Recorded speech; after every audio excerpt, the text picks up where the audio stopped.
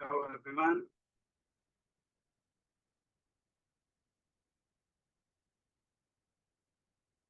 Good evening and good morning, maybe some of you. Today, we will be reflecting on the Buddhist perspective on freedom of thought. A principle that lies at the very heart of the Buddha's teachings. We already have covered some suttas regarding this, right? Unlike many traditions of his time, the Buddha encouraged free inquiry, personal reflection, and critical examination rather than blind faith or rigid adherence to authority. Today we will explore key discourses that shed light on this profound subject. Of course, there are so many more, but I selected just a few. Hopefully we could read some of these as well, or all of them today. They are relatively shorter ones. One is Dasadhamma Sutta, reminding us of the duties and responsibilities of a monastic practitioner, grounded in mindfulness and self-reflection. And then we will also discuss Kalama Sutta, often called as the Charter of Free Inquiry, where the Buddha advises not to accept teachings merely on the basis of tradition, hearsay, or authority, but to investigate for oneself what leads to wholesome and unwholesome outcomes. Then we will also discuss a very important sutta called Karaniya Metta Sutta. I think many of you are also familiar with that sutta, showing us that true freedom of mind is expressed through the boundless cultivation of loving kindness and compassion. So probably you will see like these are little different from the conventional or modern notion of freedom. We will also discuss about Paticca Samuppada, dependent origination, and there will be a sutta, I think that will be again very important, revealing the causal independence of all phenomena, which frees us from dogmatic views of performance or permanence and or annihilation, and opens the path to wisdom and liberation. So through these teachings, we will see that freedom of thought in Buddhism is not about unlimited license or rebellious rejection, but rather disciplined freedom, guided by wisdom, compassion, and direct experience. It's a freedom that leads to clarity of mind, responsibility, inaction, and ultimately liberation from suffering. So let us begin our journey into today's topic with open minds and reflective hearts. Before we move on to our discussion, let us take a moment to settle the mind. Please sit comfortably, keep your back right and relaxed. Gently close your eyes if you wish. Bring your attention to the natural rhythm of your breathing. Simply noticing the in-breath and the outlet without trying to change it. Allow thoughts to come and go like clouds drifting across the sky. No need to borrow. No need to push away.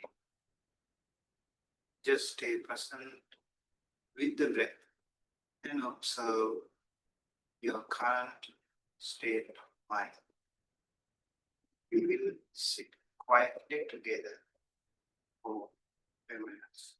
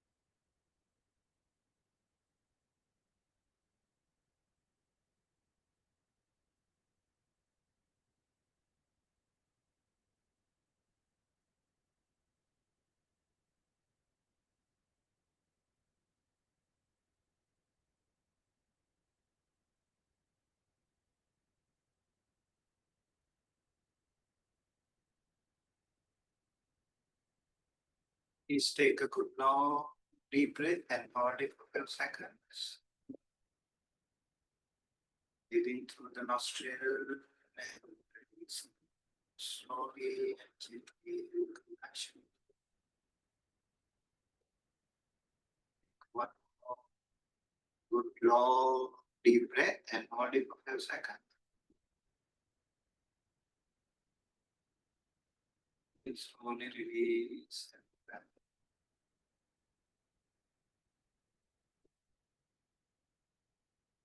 Arms close to your heart and say 3 times. Sa, sa, sa.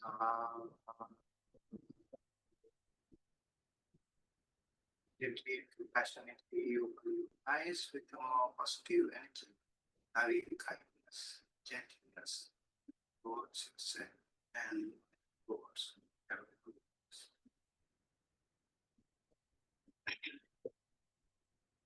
Okay, thank you everyone. Now let us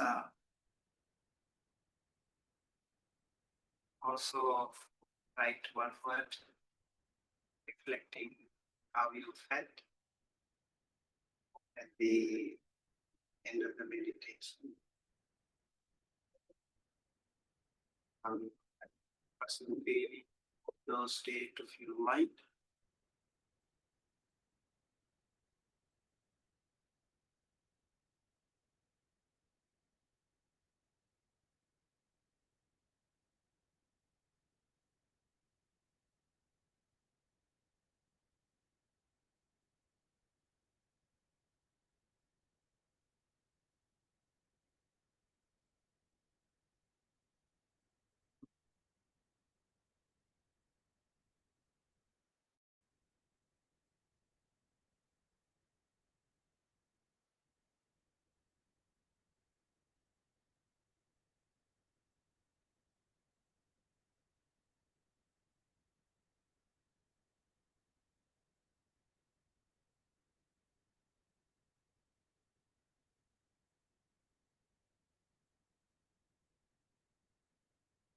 Buddhist perspective on freedom of thought,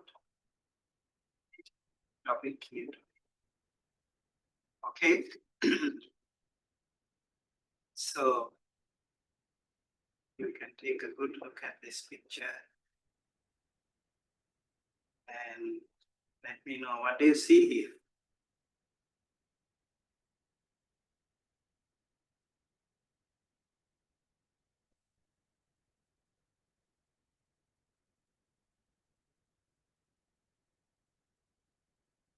can either speak or you can even chat.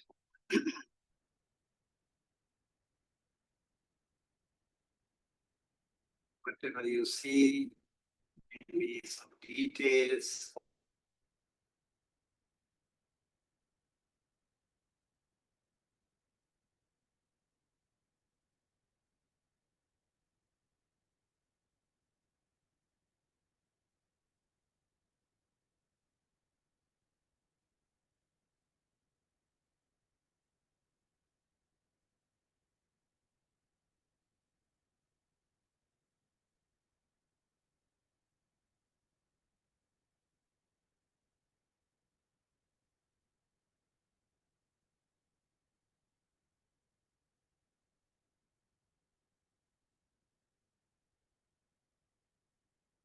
Right? So one can see an elephant, right? Can you give more details? Maybe is that an Asian elephant or African elephant? Young or old? Do you have some idea? Have any of you seen an elephant yourself?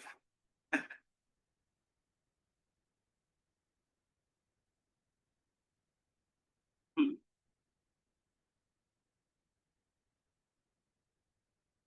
That's what a broken skin, straw. You can see the tail in this photo.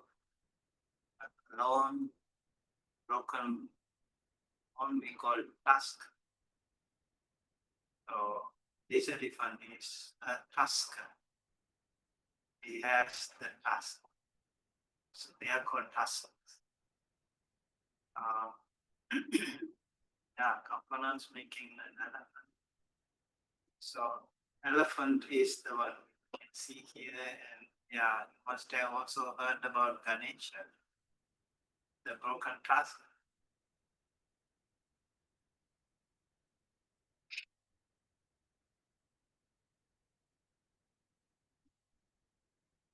Now, how sure are you that this is really an elephant? You can even talk if you like to.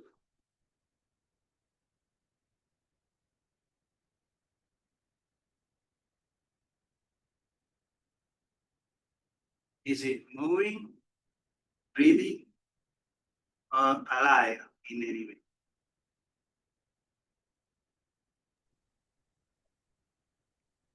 I think I'm 99% sure because I don't see the tail.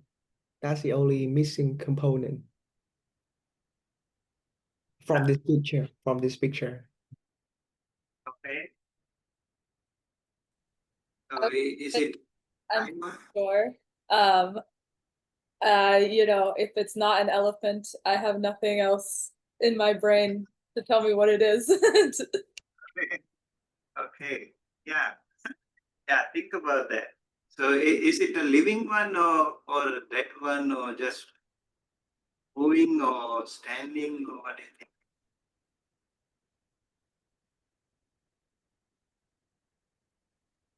Maybe it's moving because if we see on the front left leg, it's like kind of tilted forward. So it's maybe like stepping forward. Could be standing or could be moving, right? Because usually the elephants can stay still.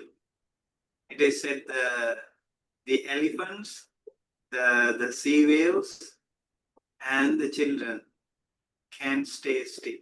They always move. Yeah, recently I went to Sri Lanka and I had the opportunity to see many, many elephants. And we have a lot of wild elephants. And also I had an opportunity to feed the elephant and touch them. That was really beautiful. Well, at first glance, our mind immediately says this is an elephant. But the reality is very different. Right? This is not a true elephant. It's just a picture, right? An arrangement of shapes and colors. You can see the picture, the form, the shape, the colors. So you already have heard about the elephant. You have some knowledge about the elephant, maybe in the school, maybe through some videos, pictures. You must have seen an elephant, so I think there is an elephant. So already you said you're very confirmed, very confident. So actually, we don't see, we see a picture here. It's not an elephant. This is just a picture. So where was the picture? Where was the picture? Where was this notion of elephant created?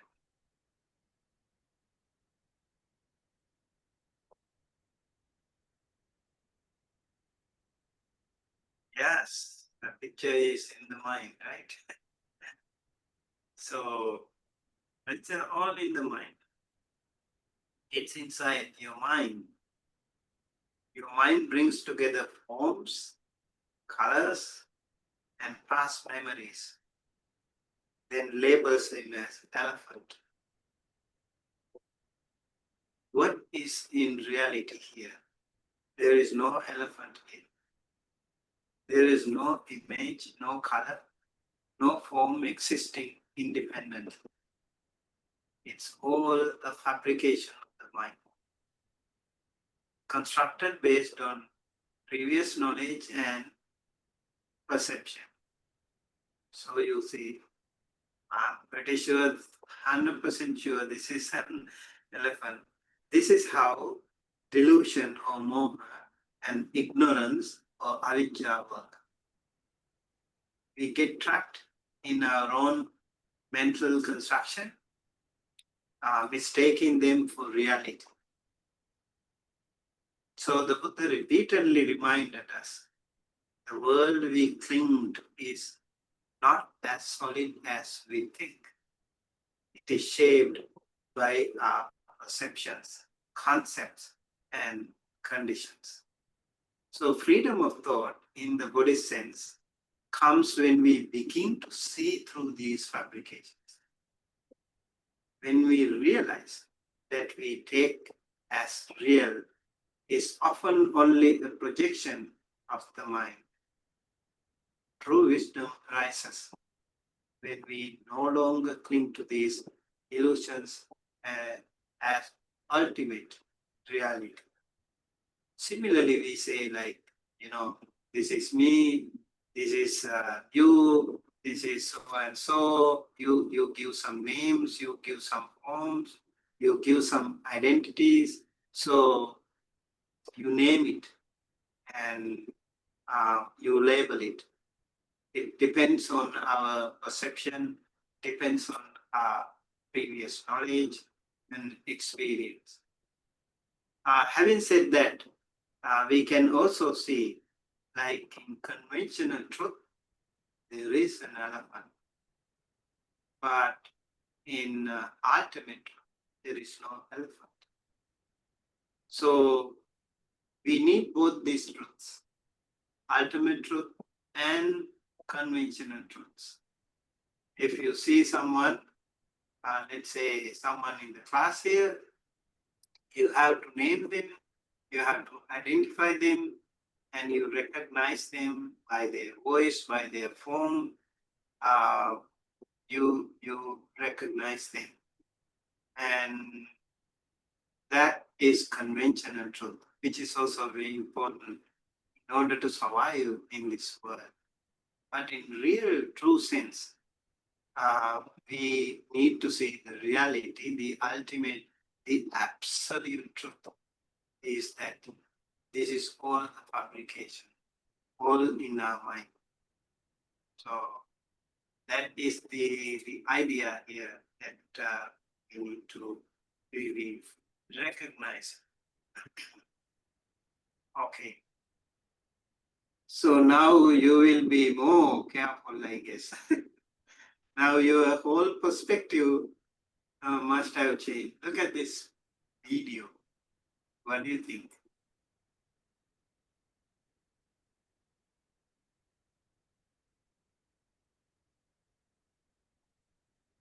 Now you can freely say whatever you think, whatever you feel, that's okay. Now you see how previous knowledge can shape up your present moment. What do you see here? What do you feel here when you see this?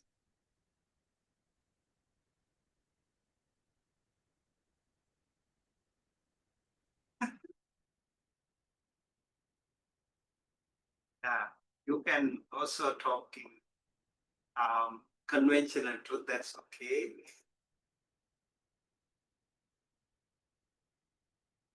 This is a beach scene. So when you see beach scene, how do you feel? I can start to imagine the sound of the waves, and it's like Okay. it's soothing. Okay, you can even imagine the sound of waves, right? Have you been to beach?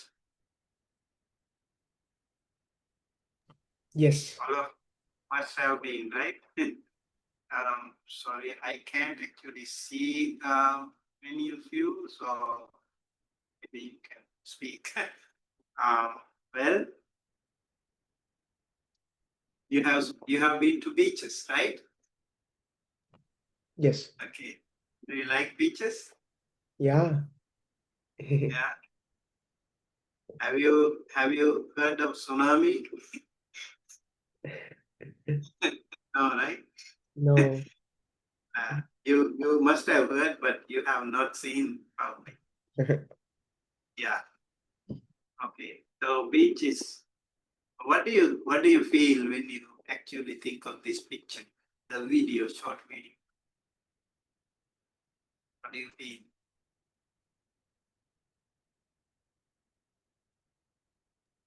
It reminds me of like a warm sensation of sun on your skin.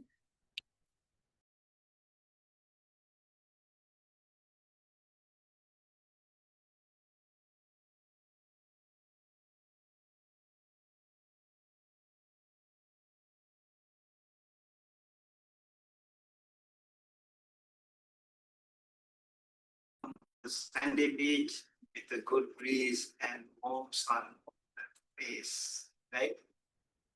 You see the beach, you see the waves, you see what else?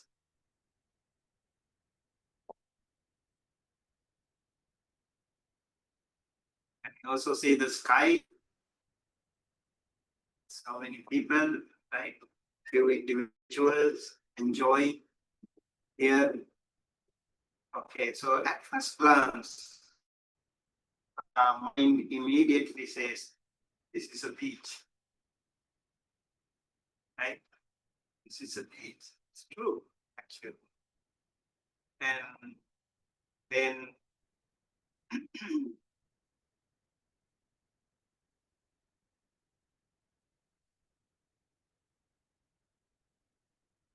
what is the reality? Like you feel like even like the breeze, you hear the wave sound, right? You can even, when you close your eyes and just imagine, visualize, you can feel the cool air, sweeping across your body. And you can hear the wave sound of the beach. And that's an amazing experience because you have been to beaches before and you already know how wonderful it is, right? So, but the reality is that we are not at the beach now. We are not at the beach now. This is only a video, right? A moving set of pixels, light, and sound. So where is the beach created it?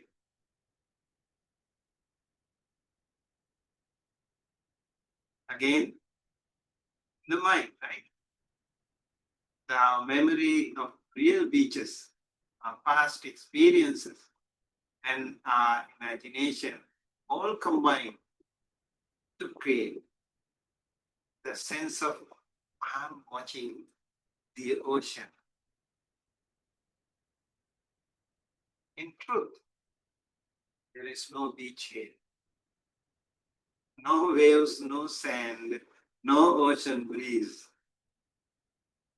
What exists is just data, right? Just data, light, color, and sound. They have been processed by our senses and shaped by the mind into an experience. This is the very nature of illusion and delusion, moha and avijja. We confuse mental application with reality. The Buddha often reminded us that we live in a world of conditioned by perception and thoughts, and unless we examine it very, very carefully, we will continue to be deceived. So everyone feels it different unless we really pay into very serious attention. We won't see, oh, this is just a fabrication. This is just a video. This is not the truth. But in fact, at the beginning, you can even feel the cool air, you know, you can feel the sound. That's amazing. So the key lesson is our mind projects reality. What we see is not always the truth. What truly exists is not what we see always. And to see clearly, we need certain qualities like mindfulness, wisdom, and insight to go beyond these appearances. Imagine like you keep thinking, okay, you keep thinking that way, you keep analyzing that way. Imagine like maybe somebody might say like you're crazy. But actually we like see, in fact, we are not seeing the truth. We always see something else. But if someone is seeing the reality, then we can label him or her as crazy. In fact, we are the one who are in a way crazy. We see a lot of applications. Right. So that's about the beach. And so modern day freedom. Okay. So over here, modern day freedom movements are diverse and multifaceted, reflecting a global struggle for justice, equality, and self-determination.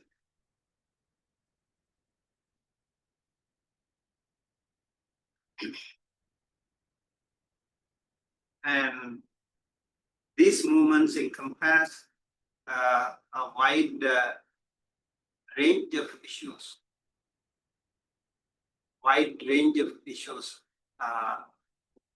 from fighting for racial gender equality, to advocating for LGBTQ plus rights and environmental justice and the rights of indigenous people. So we do have lot of situations in the modern day freedom movements, economic freedom, speech, thought, freedom to view, so many freedoms we talk about today, especially the modern day freedom. So we have these movements, right? Very powerful movements when it comes to freedom. And over here we can see they leverage digital platforms to mobilize support, raise awareness, and coordinate actions across borders. Prominent examples include the Black Lives Matter movement, which addresses systematic racism and police violence, the global climate strikes led by youth activists advocating for urgent climate action, and various grassroots organizations working to advance LGBTQ rights and gender equality. And these are some of the issues that are happening here in the world today. These movements often intersect, highlighting the interconnectedness of social justice issues and striving to create more inclusive and equitable societies. As they evolve, they continue to challenge existing power structures and push for transformative change on both local and global scales. Freedom as a foundational concept in human rights encompasses the ability of individuals to act, think, and express themselves without undue restraint or coercion. The Universal Declaration of Human Rights, adopted by the United Nations General Assembly in 1948, provides a comprehensive framework for understanding freedom. It articulates various dimensions of freedom, including freedom of speech, freedom of assembly, freedom from arbitrary detention.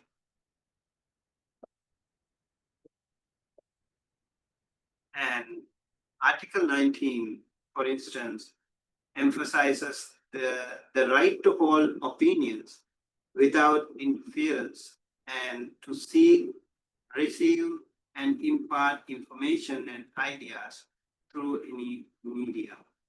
Similarly, Article 21 guarantees the right to participate in government and public affairs.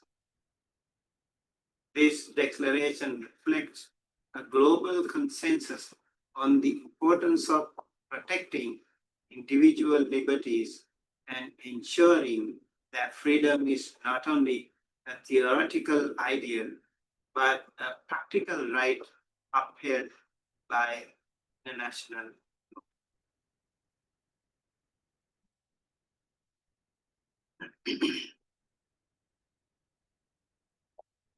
By outlining these freedoms, the UN Charter underscores the inherent dignity of all individuals and the necessity of safeguarding these rights to foster a just and equitable society.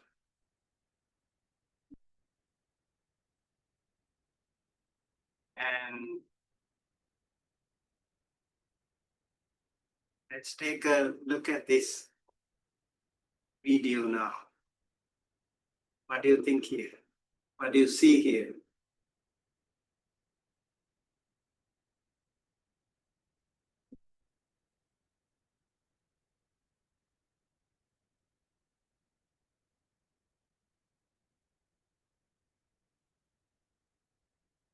I don't see any video.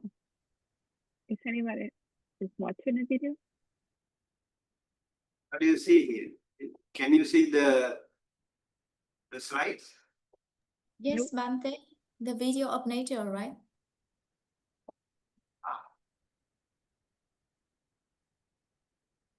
No? Can you see? Now I see it. Now I see it. Okay. So what do you see here?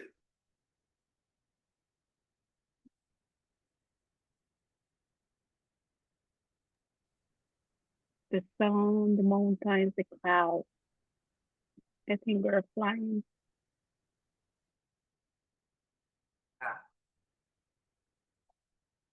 Sunset.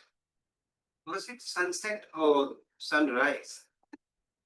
I think it looks like nature rhythm or nature flow of nature.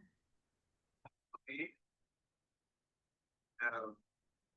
Do you think it is sunset or sunrise?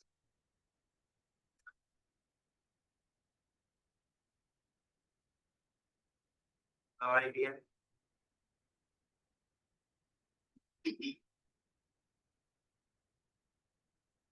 It could be sunset or it could be sunrise too, right? So can't really say for sure. And you can also see here some other things. What do you see here?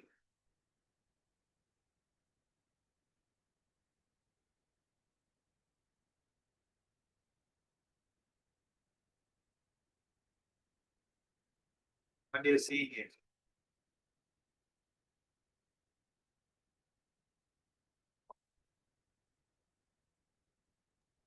Space. Yes?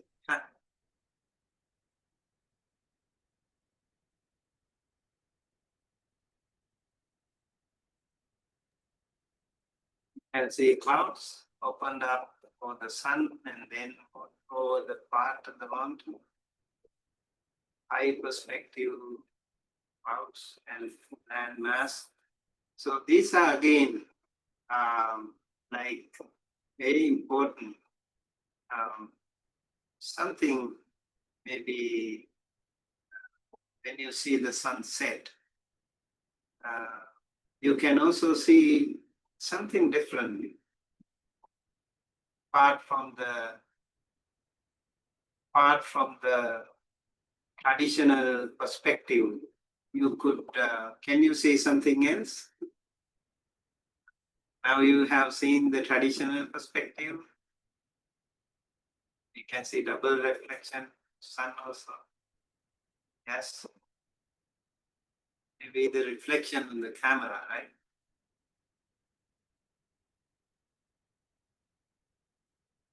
What else do you think when you see a sunset?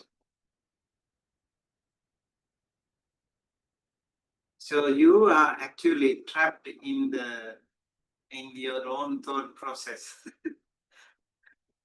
So we are talking about freedom of thought.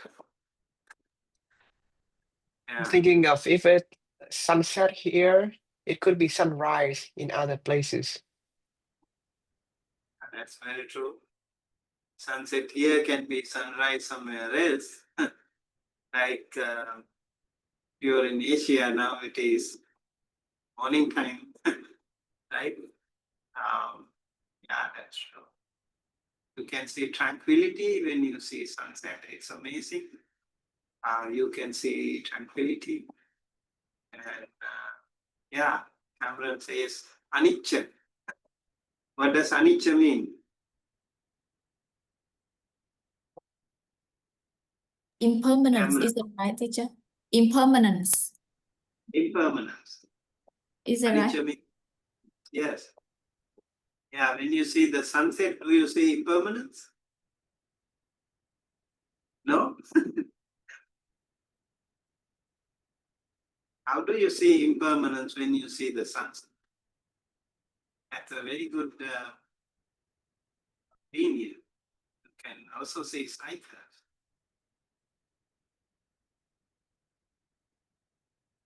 Impermanence, like the sunrise, is the beginning. Sunset is the end of the day. Beginning of the day and end of the day. not permanent, impermanence. It's like sunrise is like the life, sunset is like the death.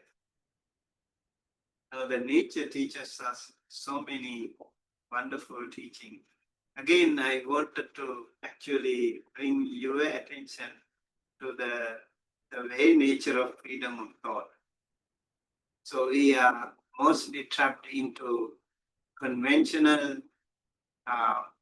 knowledge base, right?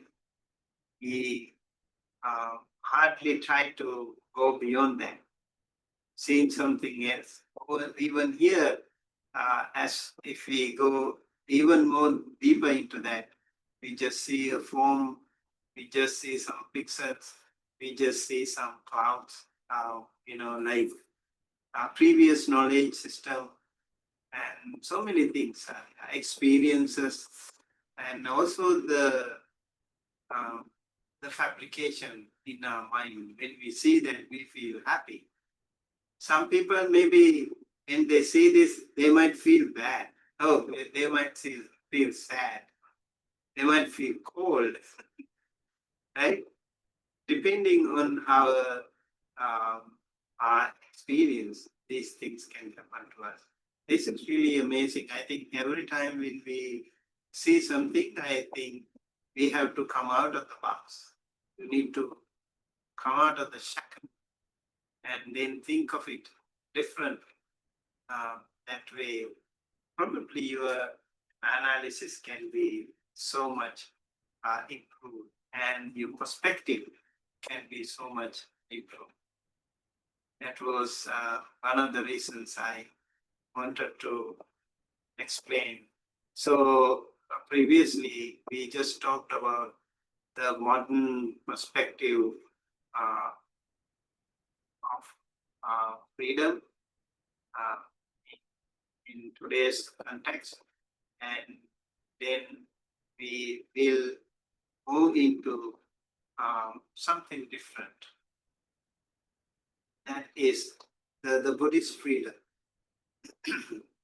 So over here you can see the Buddhist freedom.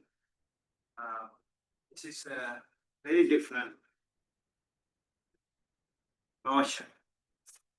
Buddhism, with its emphasis on mindfulness and liberation from suffering, offers an nuanced perspective on freedom of thought. So, central to Buddhist practice is the cultivation of mental clarity and wisdom, which involves examining and transcending habitual thought patterns and attachments. And Buddhism encourages individuals to investigate their own minds and perceptions critically, fostering a form of cognitive freedom that is distinct from mere intellectual freedom. So we were just trying to observe that through those previous video clips and photos, images, how to come out of this cognitive knowledge, cognitive basis or experiences, intellectual, how to come out and attain that intellectual freedom.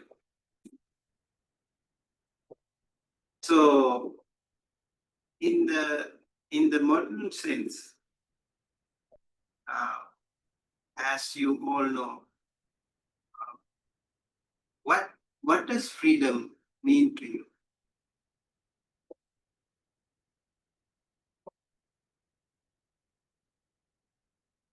How do you think?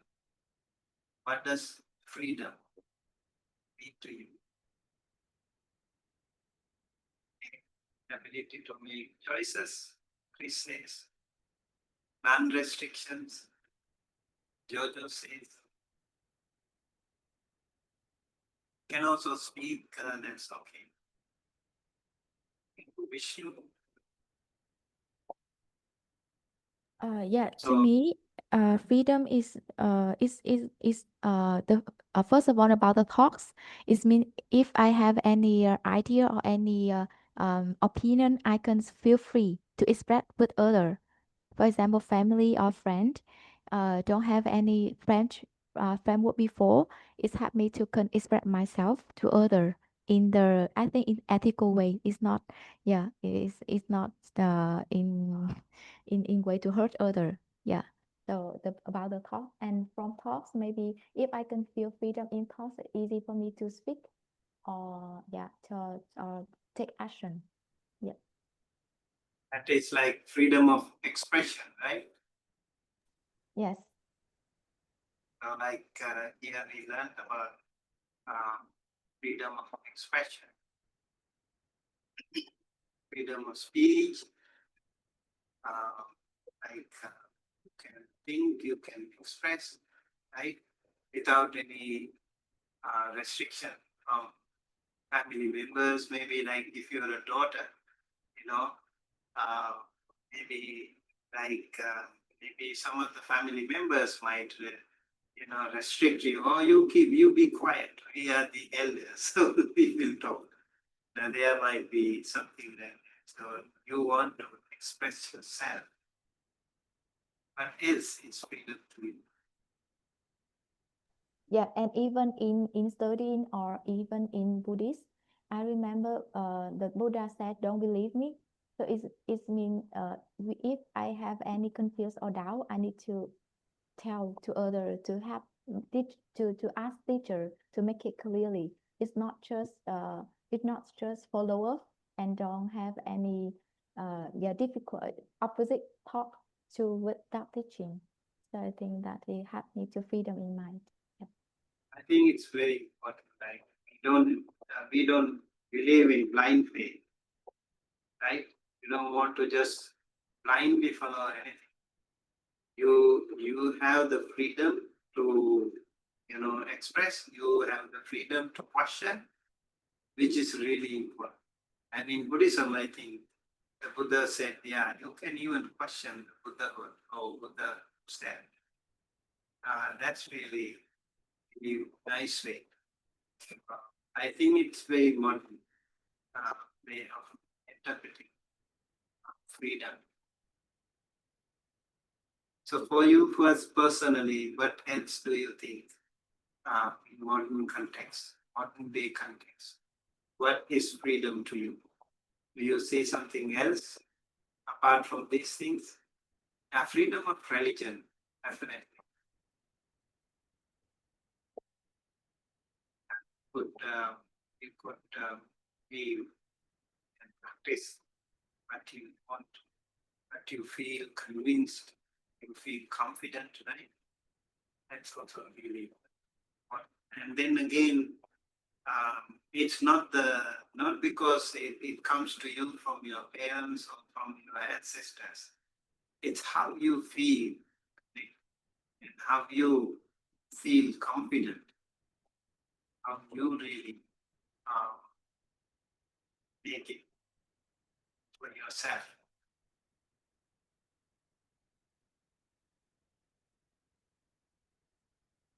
That's an interesting perspective, like freedom from suffering, freedom from aging, and freedom from dying. That's completely, completely different realm, right? Yeah, that is what actually in Buddhism we talk about. It's not only the freedom of speech, freedom of expression, assembly, without arbitrary detention. And it's not like that. You can act, think, express, yes. And so you might also have all these struggles, fight for freedom, might have these things. But then again, like when it comes to freedom from suffering, that's something different, right? Maybe some of them, like you can live wherever you want to, that could probably alleviate a little bit of suffering, right? But I'm sure like what usually mean here is something different. Like because he also says from aging and from dying. How do we do that? Freedom from dying, freedom from aging. Probably the people here, scientists and all the other people are trying to maybe kind of camouflage the aging with plastic surgeries and all kinds of makeup. So you probably can temporarily, suppress or cover it, but then in true essence, you know that you are aging. You know that you are suffering. That is also why the Prince Siddhartha, he saw the four. Remember, he saw the 4 signs. Do you remember the 4 signs he saw? What are those 4 signs? Sickness, aging, death. Yeah.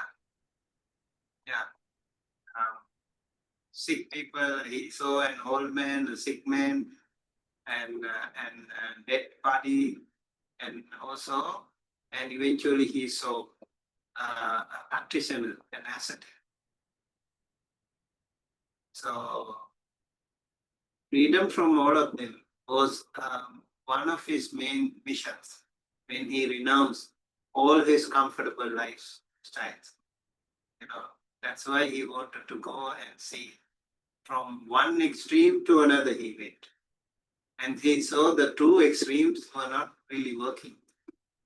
He had to keep both the extremes. Yeah. Says here, as long as we still have this body, live in the society in a certain age, and we are pushed around by our karma, we are never free in real sense. Yeah, so probably we have to go beyond that. Probably we have to, how do we really make it happen? I think is the question that we need to find an answer here. So I also think it is important that so we have actually come completely to a different perspective here when we talk about this. But in day-to-day life, in your day-to-day life, what does freedom mean to you?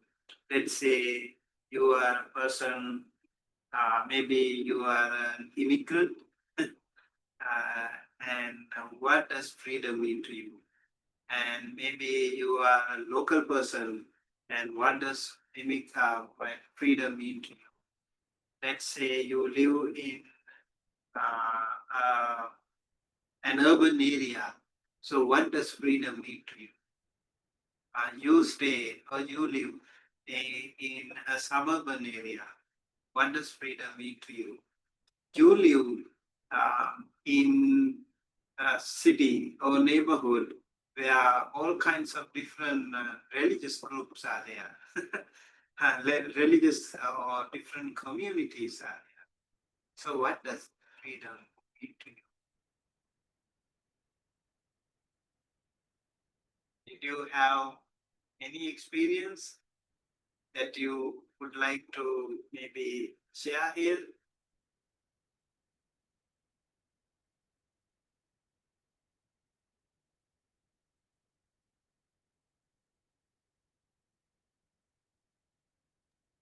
Well, in a clinical setting, when I meet my clients and they have the freedom to interpret their experience as it is, and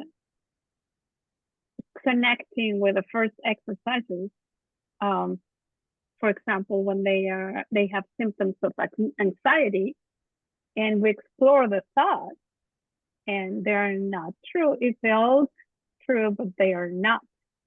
But my position as a therapist is to explore those beliefs, and eventually they will realize that they have the freedom to believe on them or not, and how to change them. So the freedom for me is that we can believe whatever we want about our reality and interpret as we want it and change it. So the clients who come to you also need some freedom, freedom from their suffering, right? Right, right. And that's why they come to counseling. And then when you listen to, or when you encounter so many clients like that, then you want to also have some freedom. Right? Right. You don't want to meet them like for a while anymore. You don't want to Right. also meet the person anymore. You want to be like confined to your own loved ones, limited family members. Right? See Right. how. So that's also like way of trying to find freedom, right? Yesterday we were talking about me time, and when you do that, we also need freedom. Some children, maybe young people, like when the parents say no to this and that, then they find it very hard. I know, like there is a family who's known to us in New York, and they say their young teenage daughter, she wants to go with friends for party. So, night out. And so the parents find it very hard to digest that, because the children here, they are used to it, and when the other children do that, and the traditional parents, they find it very hard how they find it very hard. Now, on the way, on the one hand, the children want freedom. As I mentioned yesterday, like from every 10 year something, every decade, we find different freedoms. And now these children, young teenage girls and boys, they need a different freedom. And if you restrict them, then there will be a lot of clashes, right? So what about the animals? You have pets at your home, right? What do you think? Do they have freedom? Domesticated animals, do they have freedom?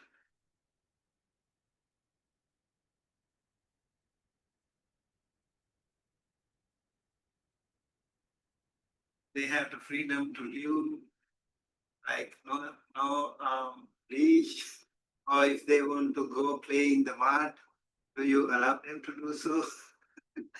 Or if they want to eat what they want, do you allow them to? No, you can't eat this. You have to eat only this, So we humans decide what they should eat. Domesticated animals. Now, do they have freedom? Like some birds, for example, do they have freedom? If you have like pets, maybe parrots or other birds,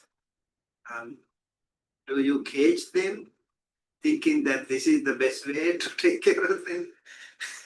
And do they think the same way? Am I in a golden cage, and do I have freedom?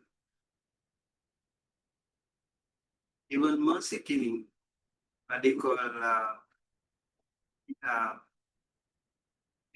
euthanasia, right? Do they have to do they have freedom even to die? Who decides what to do? freedom is subjective and depending on the circumstances, because I have the freedom to travel around the world, but I don't have the enough financial freedom, right? So I have to adjust and depending on the circumstances. But freedom of thought, of thinking, imagining, creative, this is not restricted, I think. But the behavior it is. When I was young and my older brother can go to parties and he can come back whatever he wants, and not me because I was a girl. So no, you have to be here at 10. But my brother is, he can do whatever he wants. Yeah, because he's a man. So it's conditioning, and in Mexico it's very conservative, or it was more conservative. But I feel more freedom here in the US as a woman. And I can see the difference. So it depends on the circumstances. First in perspective, like gender based discrimination, or like your traditional, you know, traditional upbringing. And you said about economic freedom. So you don't have economic freedom good enough for you to travel. Even if you really want to go somewhere, maybe if you belong to a certain community or certain religion, then there will be some restrictions too, right? You can go anywhere. Maybe certain countries, they won't allow you to. That also is there. So freedom can be very ideal, but we really can make it happen. Very even in this physical, like all these articles, freedom, we still find it difficult. Let's say you want to live here, and you can live here. You want to live somewhere else, and you can live there. Maybe because of certain restrictions, maybe because of financial issues. Many things can be there. Yeah, some people love to stay in California because of the weather. And then they also find, oh, when they come to California, it's very expensive. So they kind of have in between. You have choices, and you also have restrictions. Yeah. She said, freedom of mind. Eventually, that is the most important. In a way, we are all trapped in a certain space and time, physically, and also trapped in a certain of culture or society or community, socially, and trapped in our own specific thinking mentally. And let's say like you have been brought up with certain custom, certain tradition, certain community, certain language, certain religion, certain culture, then it will be hard for you to come out of that shackle. One shackle that will be hard.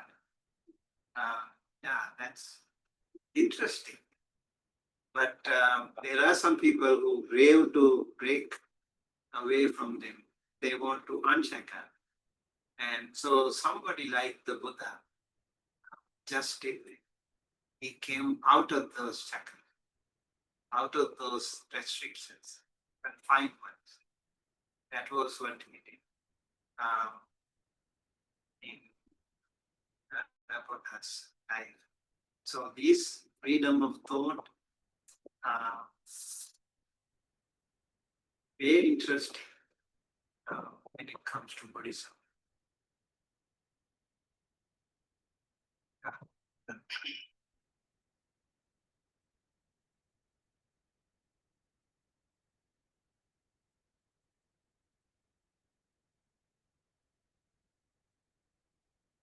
see here, like in Buddhism, we also have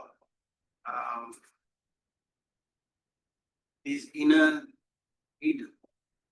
It's not about unchecked expression, but about gaining insight into the nature of thought and consciousness, ultimately leading to greater liberation from the cycles of craving and ignorance. This is again very different perspective when it comes to Buddhist freedom and Buddhism. And as I mentioned yesterday also, this course is not only for knowledge, but also to apply in real-time situations, in life, in your real life situations. I definitely would like to invite all of you to, discuss and ask questions and give us feedback and share your experience and share your viewpoints, which will which will enable all of us to find some solutions in real-time situations or real-time, problem areas in life. So the Buddha's teachings advocate for mental freedom that arises from understanding the impermanence and interdependence of all phenomena, which contrasts with the notion of absolute autonomy. By promoting self-awareness and ethical living, Buddhism aligns the freedom of thought with spiritual and moral development, aiming for a deeper transformative freedom that contributes to personal and collective well-being. So this again is a very, very important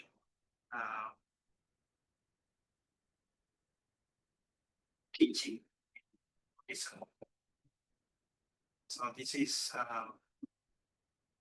ethical living, spiritual and moral development, like Sila. We talk about Samadhi and eventually Panya. So Panya, Sila, Samadhi, Panya, the ethical moral living, as we discussed yesterday, Buddhist perspective on ethics and morality. And then how it helps us to further consolidate or further strengthen our concentration, our focus. And when you are tranquilized, when you are in a peaceful state of mind, then only the true freedom can happen. True freedom can happen that time. Otherwise, we are always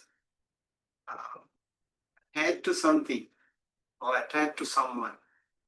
It will be very difficult for us to, unshackle that.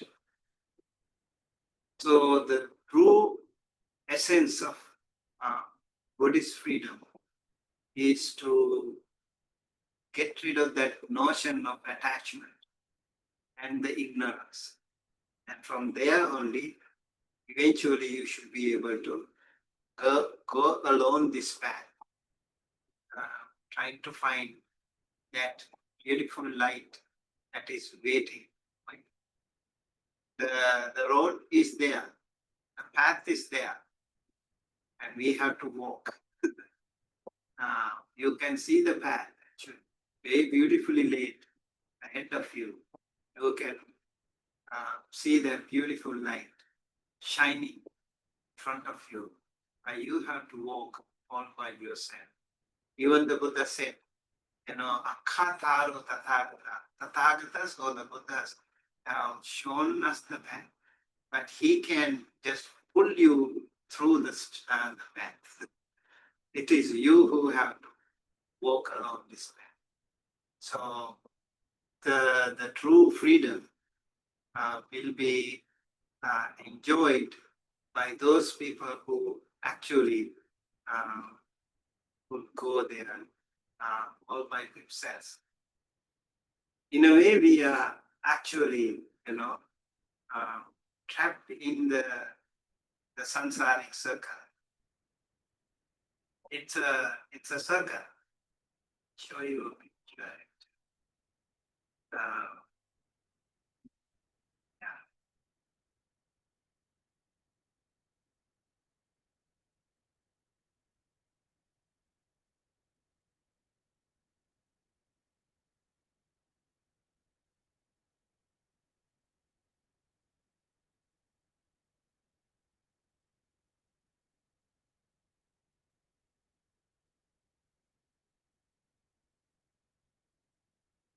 You see this picture?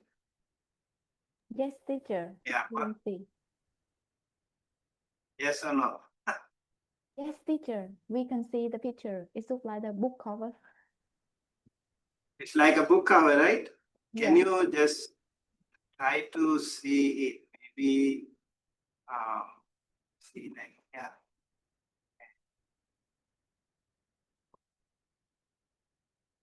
It's not a book cover.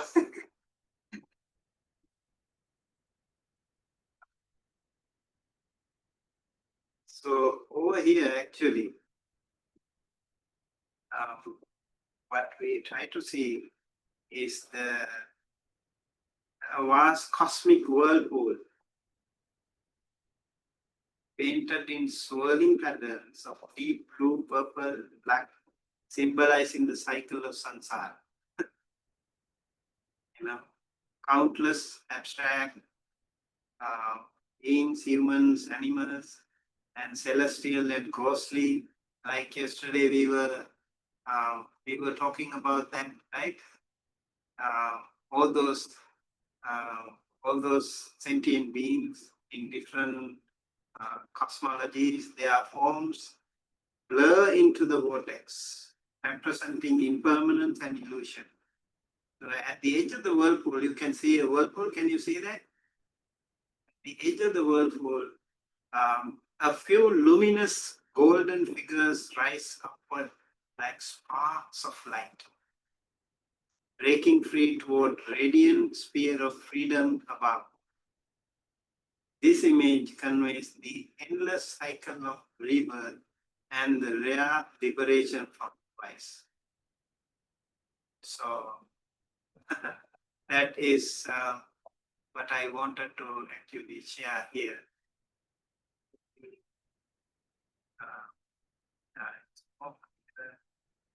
Sorry, I could not actually check.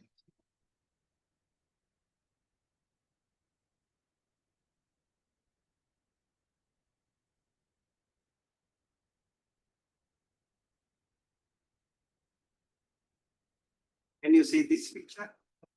Also like little similar. Yes. Fortunately, it's not very.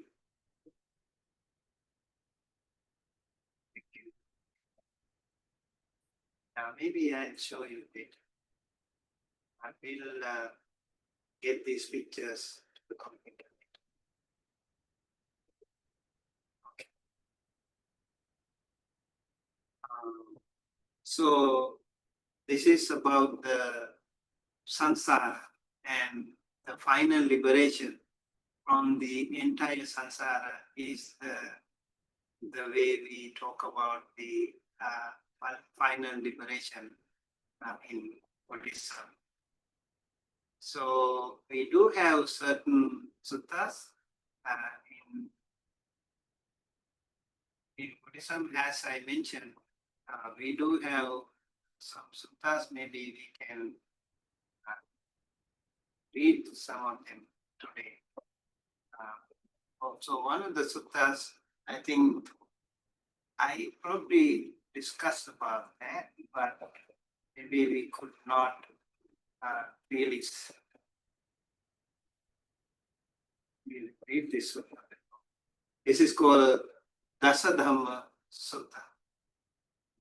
So kind of pathway to the to the liberation. This is a short 10 factor sutta. If someone can read, that will be wonderful. Just a few minutes. Someone wants to read. I can read. Bhante. Okay. Yes. Discourse on the 10 Dharmas.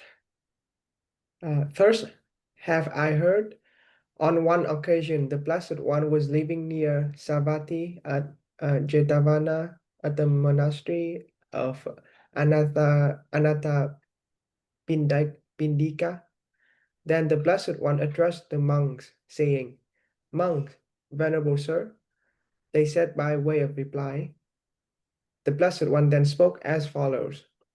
These 10 essentials must be reflected upon again and again by one who has gone forth to live the holy life. What are these 10? 1. I am now changed into a different mode of life from that of a layman. This must be reflected upon again and again by one who has gone forth. 2. My life depends on others. This must be reflected upon again and again by one who has gone forth. 3. I must now behave in a different manner. This must be reflected upon again and again by one who has gone forth. 4. Does my mind upbraid me regarding the state of my virtue? This must be reflected upon again and again by one who has gone forth. 5. Do my discerning fellow monks, having tested me, reproach me regarding the state of my virtue? This must be reflected upon again and again by one who has gone forth. 6. There will be a parting someday from all those who are dear and loving to me. Death brings this separation to me. This must be reflected upon again and again by one who has gone forth. 7. Of karma, I am constituted. Karma is my inheritance. Karma is a matrix. Karma is my kinsman. Karma is my refuge. Whatever karma I perform, be it good or bad, to that I shall be heir. This must be reflected upon again and again by one who has gone forth. How do I spend my night? 8. How do I spend my nights and days? This must be reflected upon again and again by one who has gone forth. 9. Do I take delight in solitude? This must be reflected upon again and again by one who has gone forth. 10. Have I gained superhuman faculties? Have I gained that higher wisdom so that when I am questioned on this point by fellow monks at the last moment, when death is approaching, I will have no occasion to be depressed and downcast? This must be reflected upon again and again by one who has gone forth. These monks are the essentials that should be reflected again and again by one who has gone forth to live the holy life. Thank you. Thank you so much. So these are the 10 factors that a practicing monastic, have to constantly reflect every single day. Like when you become a monk, for example, you actually come out of that small family. That is the freedom that you find from that small family, and you become a part of so much bigger family. And also, when you go to the preceptor, you say Sabba Dukkha Nisarana Nibbana Satchikaranatthaya Imang Kasavanga Hitta Pabba Jetanang Bhante Anukampang Padaya. Please, out of compassion, please allow me to ordain in this sasana so that I can, find a way to get rid of this samsara. So to find the true freedom, I need to be ordained.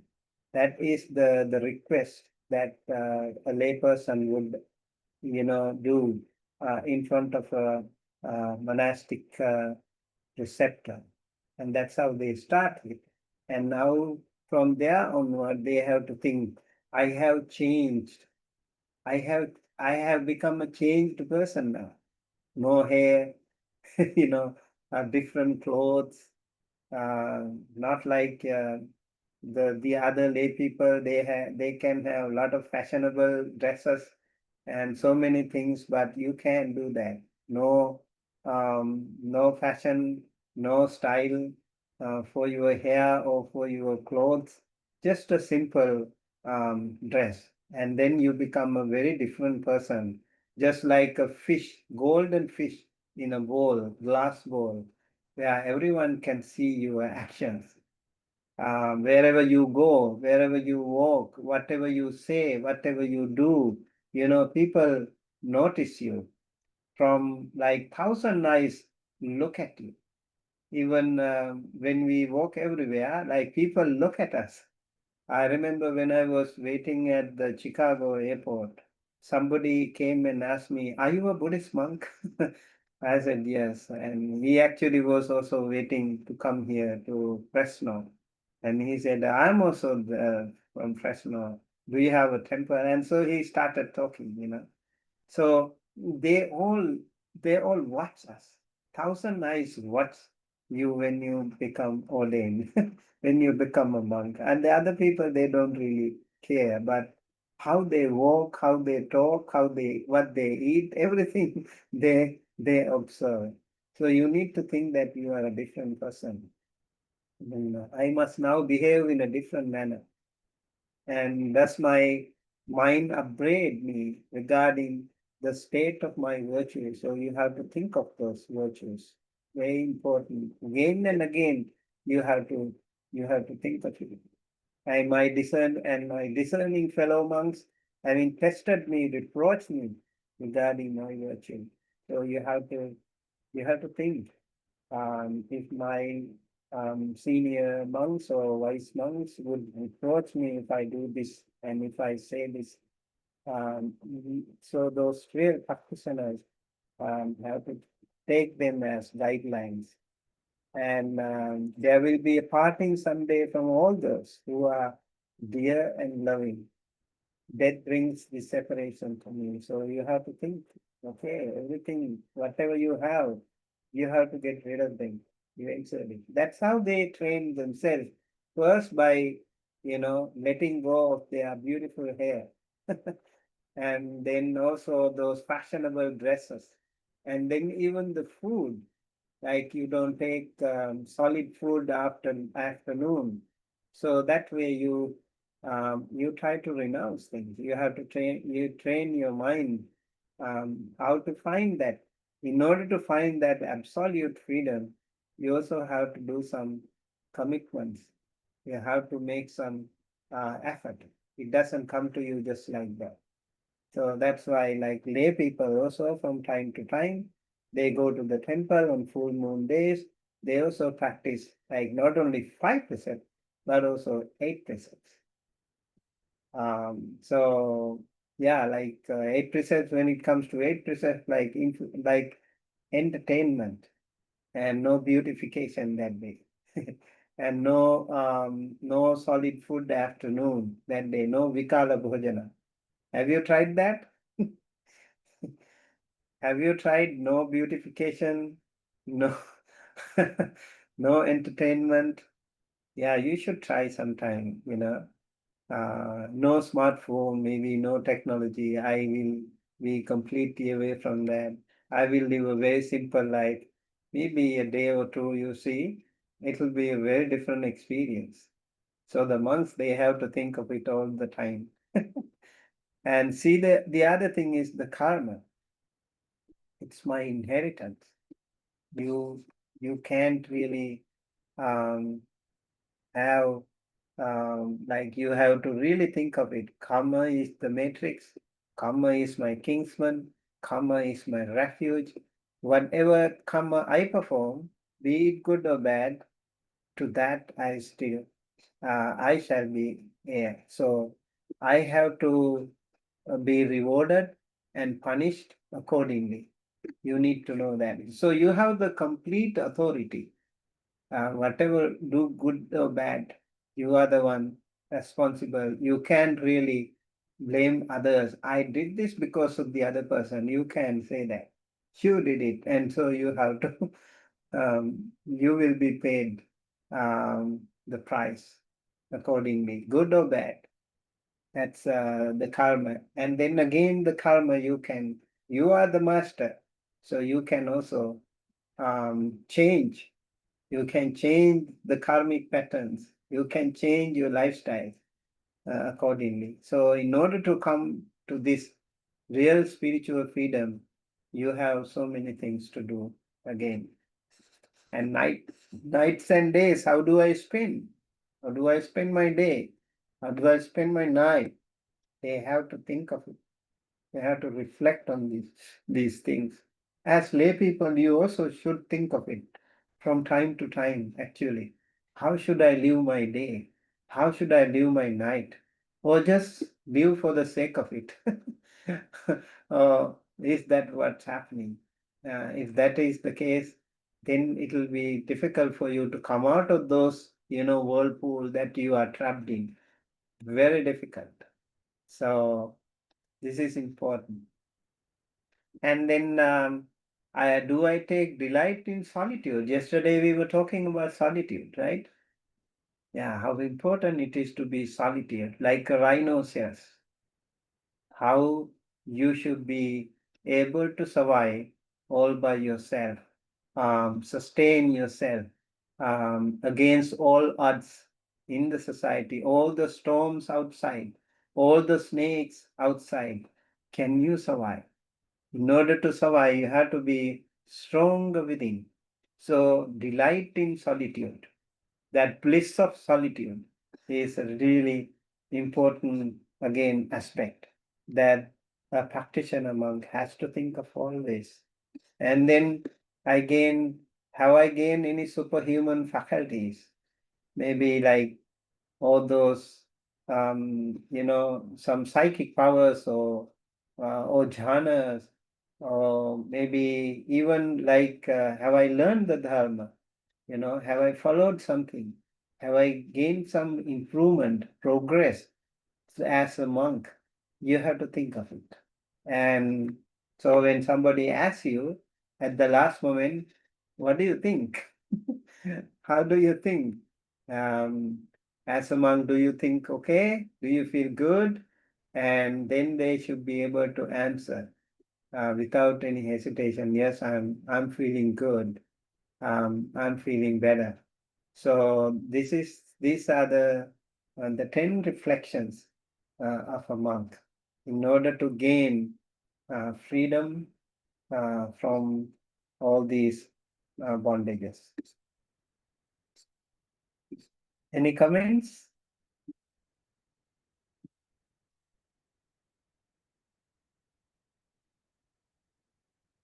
Bante, I have a question. We related the suttas we learned in class. So can you share about how we can connect on that sutra? Because yeah, from at the beginning until now, we have a lot of sutta to read, but how we can connect that sutra? It looks like the systematic way to yeah, remember or recall or bring it in mind. So can you share your experience? How is it for us? How to do it? How do you do it for us? Yeah, that's a very good question, in fact. So one way of doing it is to read the sutta, and then immediately after you reflect on it and meditate. Okay. You read it out loud and then you meditate right away. Read the line by line, the Pali and the meaning, and then meditate. If you are not familiar with the Pali, just read the meaning and then meditate. That is a really, really wonderful practice, and I felt it was really connecting me to the Dharma very much. And then when you continue to do that, repeating repeatedly reading, repeatedly listening, repeatedly discussing with the other fellow monks and other seniors, other wise people, and also listening to Dhamma talks, associating with wonderful Kalyana with the friends. So, and also in life, in day-to-day life situations, when you have certain situations, can I apply that knowledge into practice? Can I apply that theory into practice? You have to think of it. And I felt whenever we read these things, the more we read it, the more helpful they become as monks. But I say you also can do that. As lay people, you also should think of it, like how to learn these things and to apply in your day-to-day life. So one way, not necessarily you need to learn the whole thing by heart, but maybe just read it and then meditate, or read it, maybe make some notes, and learn some things from certain suttas. Did you learn something from the Dasadhamma Sutta? Yes, of course, a lot of things. So this is the reason I want to ask about how to bring it in mind, because there are many things, and like you said, if I found something new or something interest with me, right, I will observe. It's look like the contemplative in meditation. Is that right? Yeah, it's not Yeah. only it's very important, I think, to meditate upon that. And then again, this is the theory. In real life situations, you also have to practice. Let's say, like as we said, the karma, sometimes bad things happen to us. And sometimes loved ones are gone. Maybe your beloved pet is gone. And so sometimes you get sick. Maybe your parents or somebody, your closest loved one, somebody getting sick. And how do you really apply that into that situation? Because the knowledge is different and real-time application is way different. So you need to continuously reflect on these things, and then when the real life situations happen, you will slowly and steadily be able to live with those situations. Did you get it? Yes. Yes, Ah. Bante. Thank you so much. Yeah, The for answering. karma is one thing that I think, even the other things, like let's say, like so, here in the Dasadhamma Sutta, we talk about the monks, but as layperson, let's say like you are a Buddhist, and even otherwise, you think what will happen, like how people judge us, when we walk, when we talk in the society, in the office, and how do people look at us? And we have only two eyes, but there's all the other people look at us, the way we do things, the way we um, take decisions. If you are a company director, or if you are a supervisor, if you are a friend, just a co-worker, you can see, even a family member, how you take decisions in your life and how other people are benefited through them. You need to think of it, and then they will feel so wonderful. Or this my friend, or this my sister, my teacher, my co-worker, my supervisor, he or she is so wonderful. I can always approach to that person. The compassion, the generosity, the patience that you have can earn you a lot of good hearts, right? So a lot of respect can be there from all the other people around. So see how you apply the dharma into your life. Okay. Yes, Um, Bante. I will try at home. okay. Jojo. A couple of things, Monty, way earlier, when you were talking about putting things together, like for the elephant, and you mentioned the mental fabrications. I was wondering if the Pali term you were thinking of might be papancha, or if you were thinking of something else. Oh yeah, papanchos, even sankhara. Okay. Right? We can probably use both of them. Mental fabrications.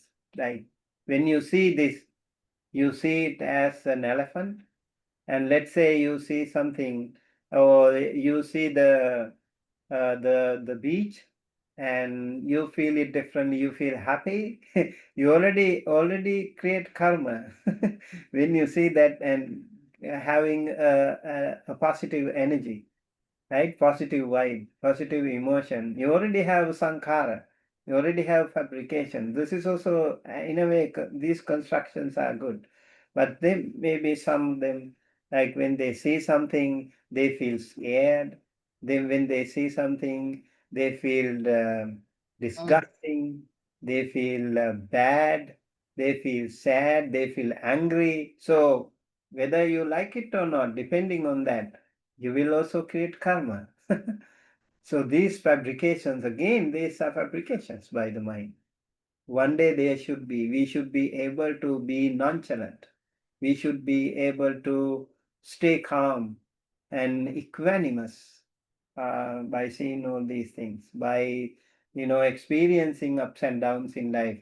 You are stronger within, like a rhinoceros, one-horned rhinoceros. In India, there are actually one-horned rhinoceros. Like in Africa, they have two horns. Have you seen that? There's a difference. So mostly these one-horned rhinoceros, they live alone, very strong again, but they are very like kind of solitude. Um, so as a practitioner, if you want to be a stronger person, if you want to be alone, solitary, wayfarer, you have to have tools, you have to have stronger mindset. That is the idea. And one more, if I could ask Bhante, when you were reading and they were talking about the karma, I wasn't familiar with the use of the word matrix when referring to the karma, and I was wondering if that has to do with origin. Like one who has gone forth should reflect, I am the owner of my karma, the heir of my karma, and I have karma as my origin, as my relative, as my resort. So I was wondering where the matrix might be in that. Okay, I think kamma yoni, kamma bandhu, kamma patisarano. So here kamma inheritance is kamma yoni. Kamma bandhu is like kamma. Okay. So I think it is the translation by Bhante Piyadasi to that Pali word. So it is the yoke, the combination or that connection of the karma to your samsara. That is what it is mentioned here. And what was the word you used? Something like bando? Bandhu means kingsman. Yeah. Kamma yoni, kamma bandhu, kamma patisarano. So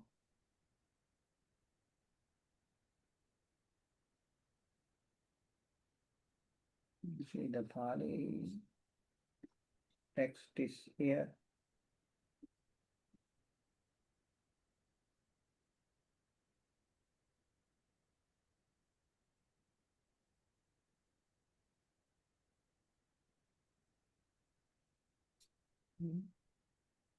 That's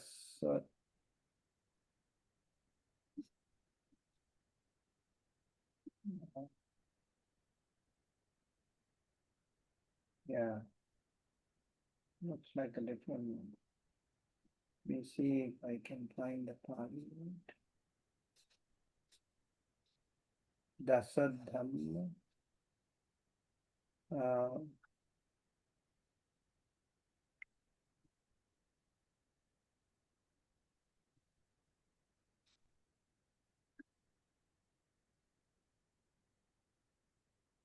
Different.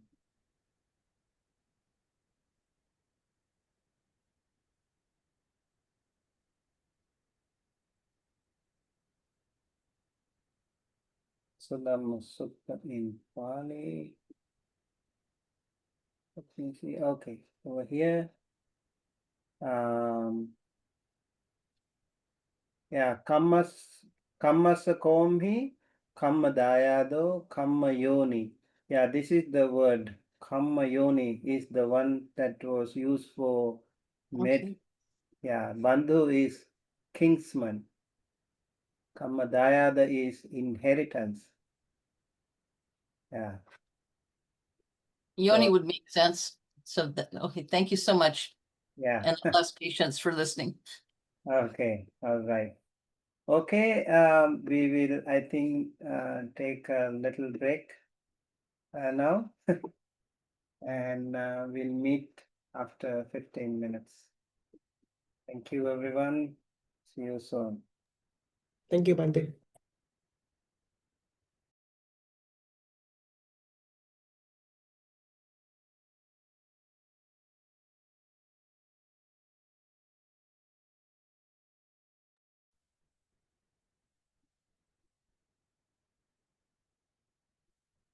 Hello, everyone. Welcome back. So, these are the photos that I was trying to show you before. I want to show this. Okay. So this is like the circle of samsara that we are all trapped here. And so some of those wise people, would be able to decode from the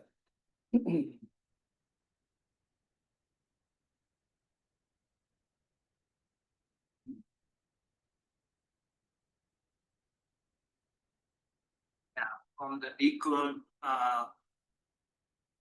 from the circle of samsara. Many of us are actually trapped in this whirlpool, and and those little happinesses that we have in between by traversing in this samsara, we think, okay, this is very nice, very good. That's how mostly, we try to look at the world, and we will be full of ignorance. And avijja and moha, they play a really huge role in this survival in the samsara. So those wise ones somehow will be able to come out of these shakas, so from these whirlpool, and they will decode the samsara circle. You can also see here just something similar to that. Just wanted to actually share all different kinds of sentient beings are there, trapped in this samsaric circle. Births and deaths and infinite life circles in many different realms. And over here, you can see it's like a mosquito coil. This is again the whirlpool. So the idea here, symbolically suggesting that the enlightenment showing us the path, and we who have come out of this all by ourselves. That's where the real, true independence or true freedom happens. So I kind of like that when we have the authority, we have the freedom, we have the independence to act on our own. That way we can do things by ourselves, right? We don't have to depend on anyone else, but we depend on ourselves. We have the authority. We are the master. Also, the little question that Jojo asked, Kamma Yoni, Kamma Bandhu, Kamma Patisarana. That's where, like, even to be born into this world, we already have a very crucial role of the karmic energy. And every one of us. When we are born into this world, we already have that inheritance with us. And we are born with this Janaka karma, okay, which is very important, very helpful, instrumental in designing or determining our the type of birth that we have.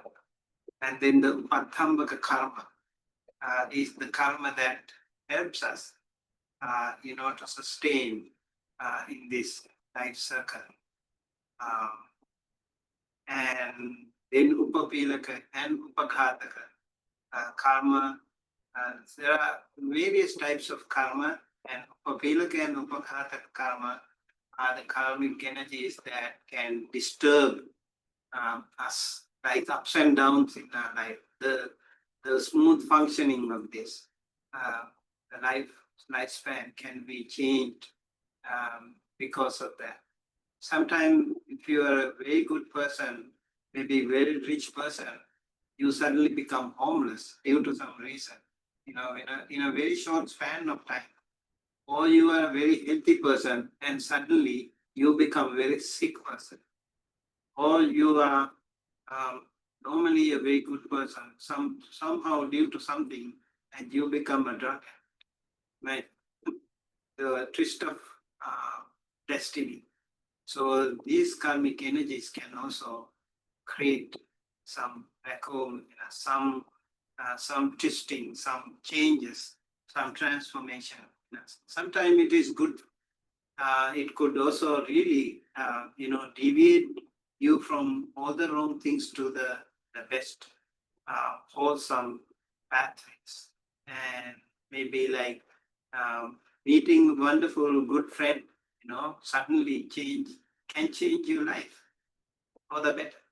And maybe just seeing the Dharma, maybe reading one sutta, or listening to some Dhamma somewhere, maybe even in TikTok, you never know. You suddenly feel so inspired and you want to go take a deep dive into that. And maybe it could be the turning point of your life. These things can happen, many of us.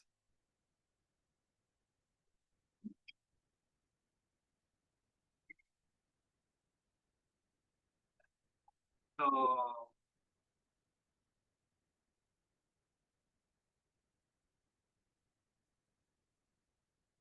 okay, shall we read another sutta?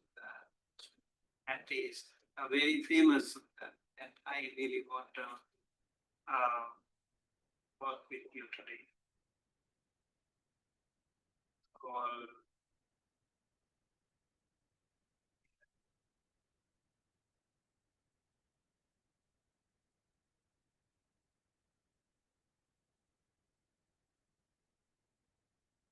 Paraniyamikas.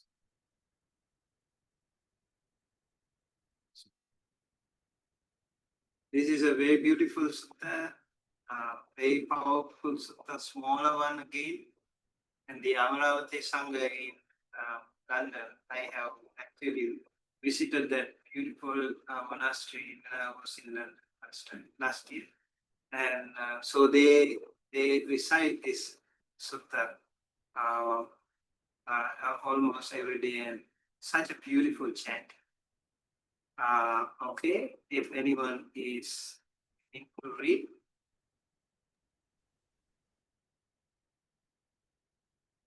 Paraniyametta Sutta, Buddha's words on kindness. To read one day. Okay. This is what should be done by one who is skilled in goodness and who knows the path of peace. Let them be able and upright, straightforward and gentle in speech, humble and not conceited, contented and easily satisfied, unburdened with duties and frugal in their ways, peaceful and calm and wise and skillful, not proud or demanding in nature. Let them not do the slightest thing that the wise would later reprove, wishing in gladness and in safety may all beings be at ease.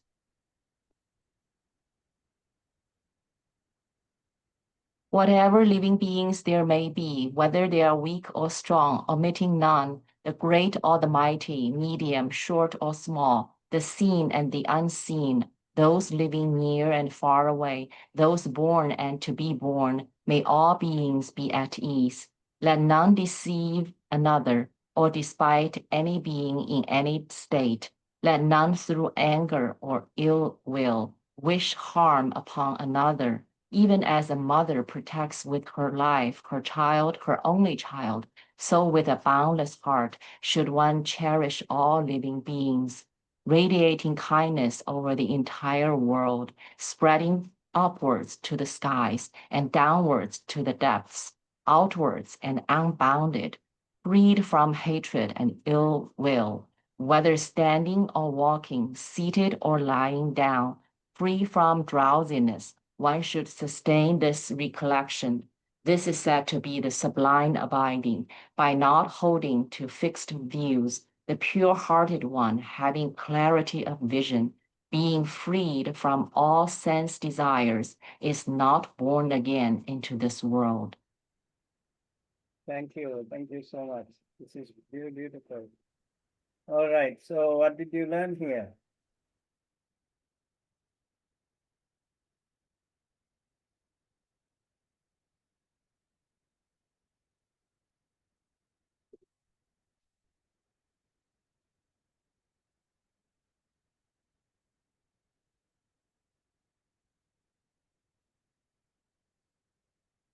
Yes. What did you learn here in this sutta?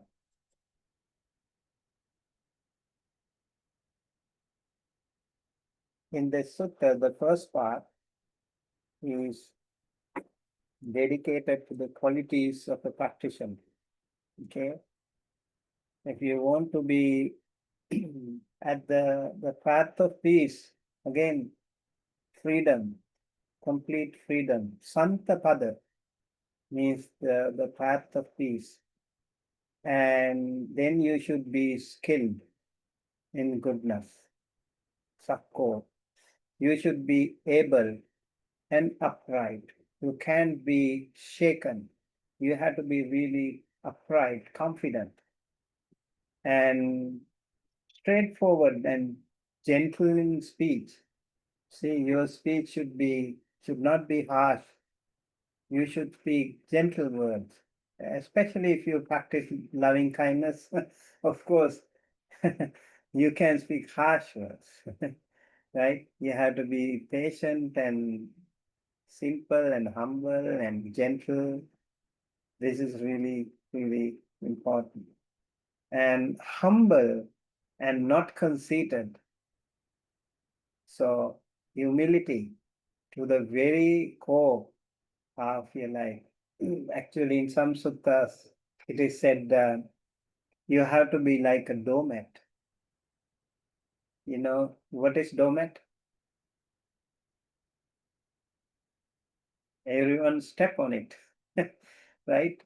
So you have to be so humble, just like that. You can't really generate any conceit, ego. You have to be humble and contented. You are happy with what you have. Many of us are not happy with what we have. We always yearn for more things that we don't have. We already have so many things, and then we are already searching for some more, exploring more opportunities. So here, contented, santusako, and subhara means easily satisfied, like a what do you call minimalistic lifestyle.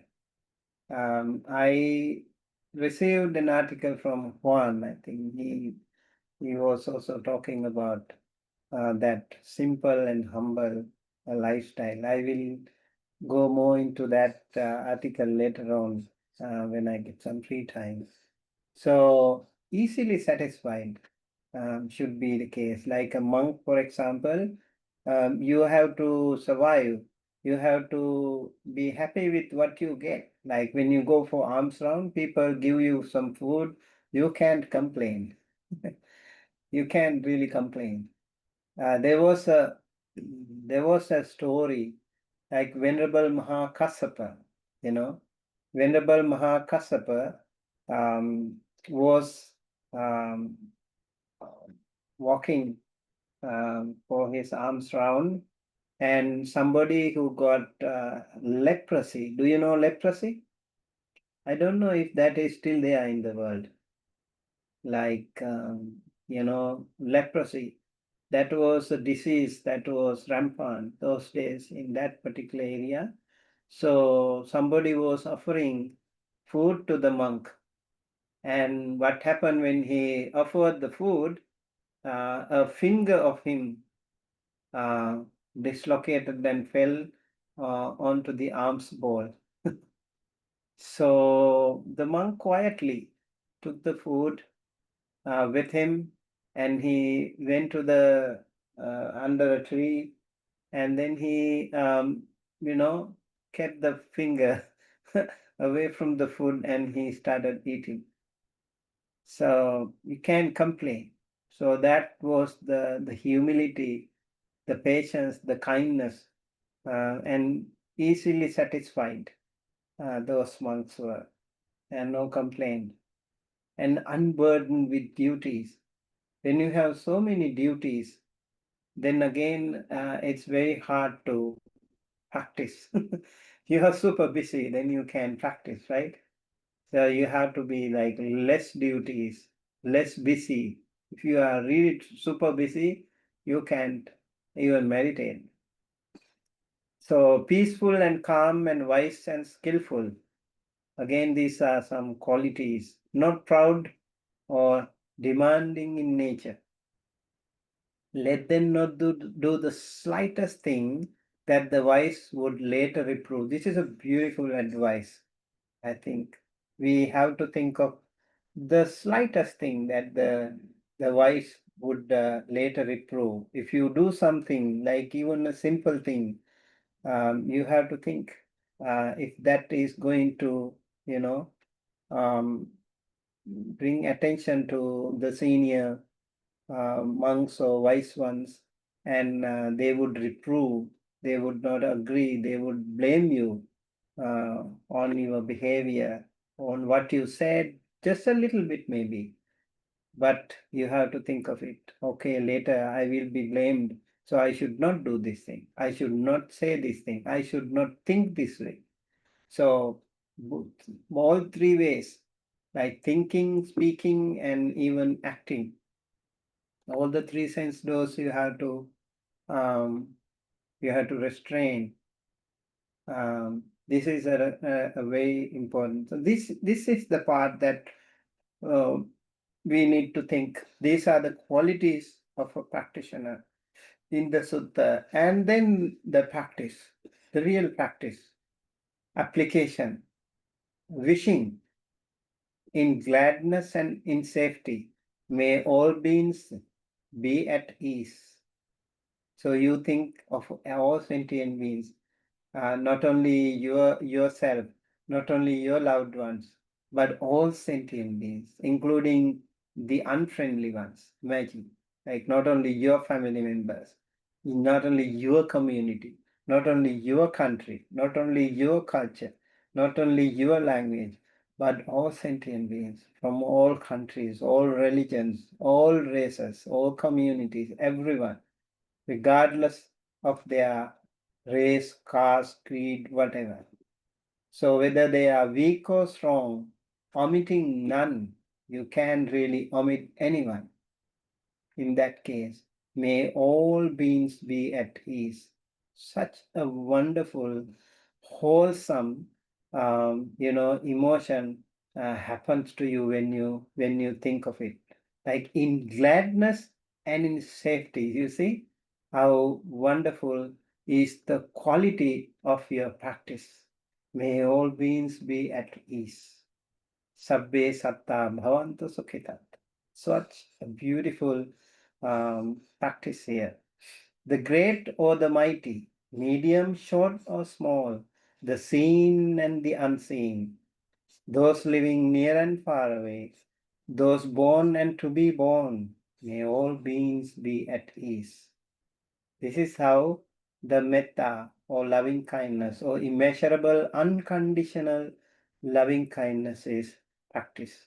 So as New asked the other time, how do we really apply this into our life? You see, you read this, you read it slowly, word by word, line by line, and then reflect on it. Close your eyes and practice. You can, and later when you can apply this thing in your day-to-day situations, you could do it. Maybe if there are some people, maybe in the shopping mall, maybe in the airplane, maybe somewhere, whenever you find some uneasy person, you should be able to think, oh, I have to think of all sentient beings.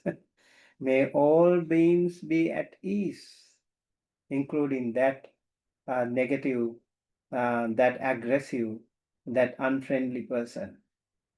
Right? So we have to think of them as well. Let none deceive another. This is again really a beautiful saying. Let none deceive another. So wonderful. You don't want anyone to deceive anyone else or despise any being in any state.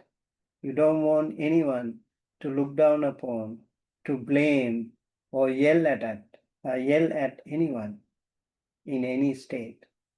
Let none through anger or ill will wish harm upon another. So this is how you practice. And the only simile of this sutta here, even as a mother protects with her life, sometimes even at the cost of her life, the mother would protect her child, her only child. So with a boundless heart should one cherish all living beings. So a mother could really, protect her child even at the cost of her life. So the practitioner should expand the territory of his boundless love by thinking of all sentient beings. Slowly and gradually, you need to expand. First, maybe yourself, begin with yourself, and then slowly go to your loved ones. Maybe think of one person and later add more persons who have been beloved to you, friendly to you, loyal to you, those people who have the well-wishing for you, blessing for you. Think of those people and slowly, send loving kindness to them. And then you can further go to the neutral ones and even furthermore to the unfriendly ones, and then all the other sentient beings. Slowly and gradually you can do it. There's another way of practicing metta, like direction wise, like the Sigala, in the Sigala Sutta, he was bowing to all six directions. So over here there are like all the directions, like all sentient beings in the eastern direction, all sentient beings in the western direction, all sentient beings in the northern, southern, northwestern, northeastern, southeastern, southwestern, and up and above and below, all sentient beings, all these 10 directions. You can also practice that way. This is another way of practicing. And so it is said, freed from hatred and ill will. Whether standing or walking, seated or lying down, free from drowsiness, one should sustain this recollection. So only when you are asleep you can do it. Otherwise, whenever you are awake, you can practice this metta meditation. Metta meditation can be practiced while sitting, while standing, while walking, and also while laying down until you go to sleep. This is an amazing practice. And maybe, I don't know if you should try, maybe tonight you can try maybe When you lay down, okay, on your bed, think of yourself. So send loving kindness to yourself from all the way, like scan your body and then send loving kindness to you from top of the head all the way to the tip of the toes. Contemplating on every single cell of your body. Think of it. And may I be well and happy and healthy. Just like that. You keep thinking and send loving kindness to you and until you go to sleep. So you keep doing it. So think of all the internal and external bodily organs like your hair, your head, your skull, your eyebrows, your forehead, eyes, nose, mouth, chin, ears, everything. Slowly, slowly think those internal and external bodily organs. If you have any discomfort, and pay a little more attention to that area, and that way you will feel so wonderful and you will feel so at ease because you are the one, the best one to send loving kindness to yourself better. So you should do that. And the magic happens if you really seriously do it and sincerely do it, mindfully do it, and then you might go to bed, you might go to sleep. And the moment you wake up in the morning, you will start from where you have stopped.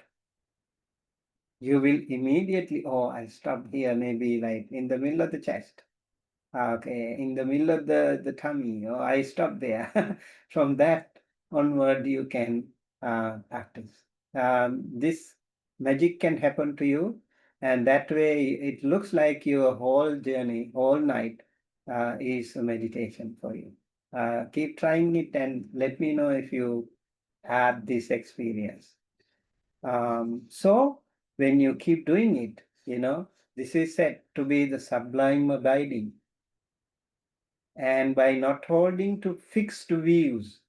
So, like we were talking about the freedom, we have to get out of these fixed views. Fixed views can restrict your openness, your flexibility. So you have to get rid of that fixed views. And pure-hearted. So it is said, Dittincha Anupagam Silava. Silava is the pure-hearted one, virtuous one. And Dasanena Sampanno, you need to have the clarity of vision, that Sammaditthi, the right way. You know your navigation, you know your path, you know your way, you can go ahead. And being freed from all sense desires. So it is said, Kamesu Vinaya Gedham, free from all sense desires. Like you think of all the desires that you have. I need to buy this, I need to have this, I need to have that. You think of this and try to get rid of those. Eventually, this is what happens to you. Okay, you keep practicing metta, and then you need to have these. The other last stanza really gives you the final boost to your nirvana. No fixed views and very pure heart and clarity of vision and free from all sense desires, and then you will never be born again into this world. Kamesu vinaya gedang nahi jatu gabha seyang punareti. Gabha means the womb. You will never be born again in a mother's womb again. That means you will be done with this sansaric existence. So the very practice of metta can make your heart so pure and so blameless and so away from defilements, and you will be completely free from all defilements. Okay, and you will be able to even achieve the final liberation. That is why this sutta is really, really very wonderful and very helpful, and it's very famous among many people. Okay. Any comments?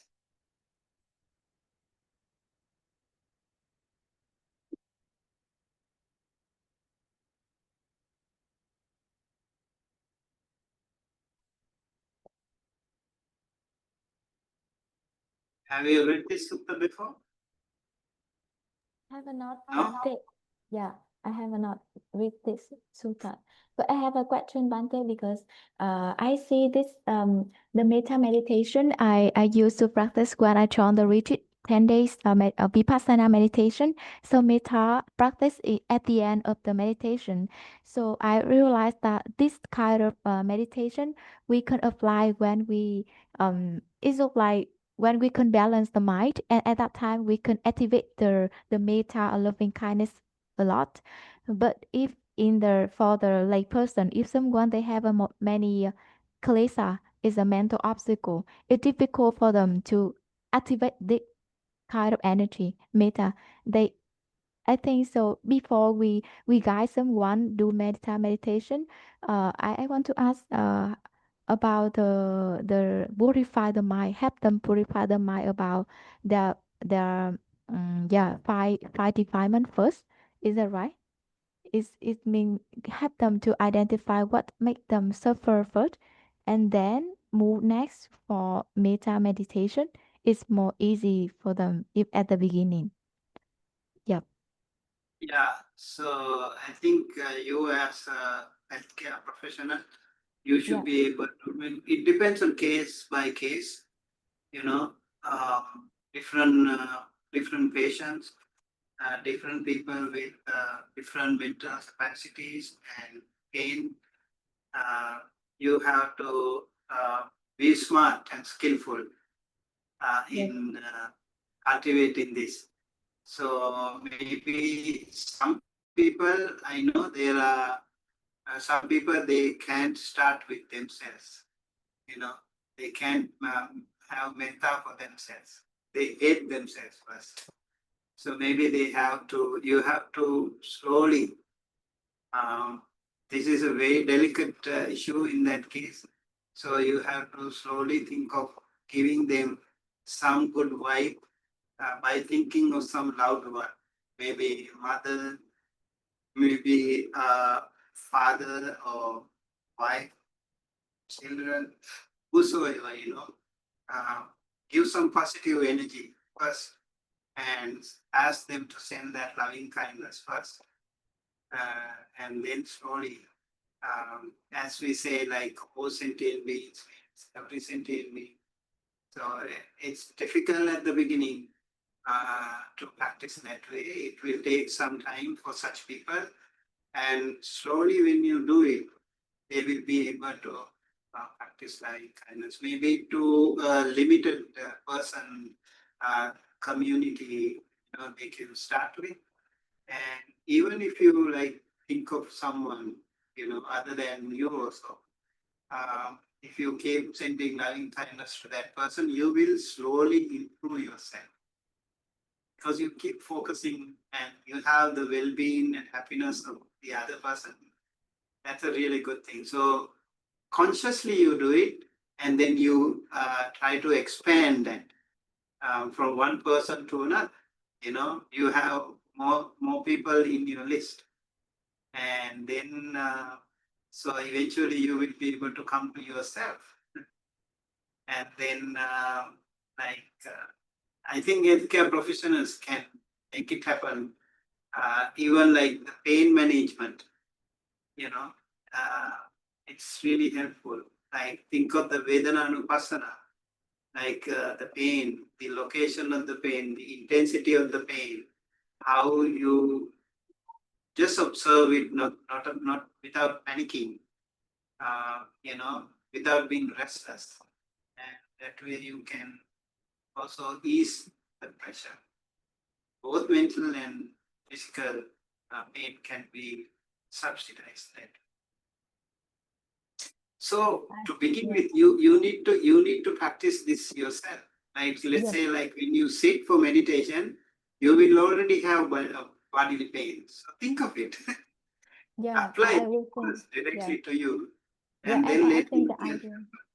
Yeah, the idea you said about the we practice meditation for themselves first, for your for themselves. If in case the patient or someone they have more suffering in life, so for themselves first, and then can explain more later. Yeah, thank you, Bantu. Okay. All right. So this is again a wonderful sutta. I really recommend you you read it every now and then and meditate. You know, that will be really helpful. We have read Asadhamma Sutta. We have read Sutta. I think even for a short while, we should also not forget this the Kalama Sutta. We already have read this sutta before, right? Can you see the screen? Kalama Sutta? Okay. Yes, Bante. Oh, thank you. So we already have read this. Maybe we can go to the some part of the sutta. Can please somebody please read this? Maybe yeah, over here. Someone can read. Yeah, I can read if no one raise hand. Okay. Okay. The Kalamas of Kesaputta asked for guidance from the Buddha. The Kalamas who were inhabitants of Kesaputta sitting on one side said to the Blessed One, "There are some monks and Brahmins, Venerable Sir, who visit Kesaputta. They expound and explain only their own doctrine. The doctrines of others they despise, revive, and put to pieces. Some other monks and Brahma too, Venerable Sir, come to Kesaputta. They also expound and explain only their own doctrines. The doctrines of others they despise, revile, and put to pieces. Venerable Sir, there is doubt, there is uncertainty in us concerning them. Which of these reverend monks and Brahmas spoke the truth and which falsehood? The criterion for rejection. Is it proper for you, Kalamas, to doubt, to be uncertain? Uncertainty has arisen in you about what is doubtful. Come, Kalamas, do you not open what has been acquired by repeating hearing, nor open tradition, nor open rumor, nor open what is in the scripture, nor open surmise, nor open an assumption, nor open specious reasoning, nor open a bias towards a notion that has been pondered over, nor open another seeming ability, nor open the consideration. The monk is our teacher, Kalamas. When you yourself know these things are bad, these things are blamable, these things are censured, censured by the wise, undertaking, undertaken and observed, these things lead to harm and ill, abandon them. Greed, hate, and delusion. What do you think, Kalamas? Does greed appear in a man for his benefit or harm? For his harm, venerable sir, Kalamas, being given to greed and being overwhelmed and vanished mentally by greed, this man take life, steals, commit adultery, and tell lies. He prompts another too to do likewise. Will that belong for his harm and will? Yes, venerable sir. What do you think, Kalamas? Does hate appear in a man for his benefit or harm? For his harm, venerable sir, Kamalas, being given to hate and being overwhelmed and vanished mental by hate. This man takes life, steals, commits adultery, and tells lies. He prompts another too to do likewise. Will that belong for him for his harm and will? Yes, venerable sir. What do you think, Kalamas? Does delusion appear in a man for his benefit or harm? For his harm, venerable sir, Kalamas being given to delusion, and being overwhelmed and vanished mentally by delusion. This man take life, steal, commit adultery, and tells lie. He prompts another to do likewise. Will that be long for his harm and ill? Yes, venerable sir. What you think, Kalamas? Are these things good or bad? Bad, venerable sir. Blamable and not blamable. Blamable, venerable sir. Censure or praise by the wise. Censure, venerable sir. Undertaken and observe. Do these things lead to harm or, and will or not? Or how does it strike you? Undertaken and observe. These things lead to harm and ill. Thus it strikes us here.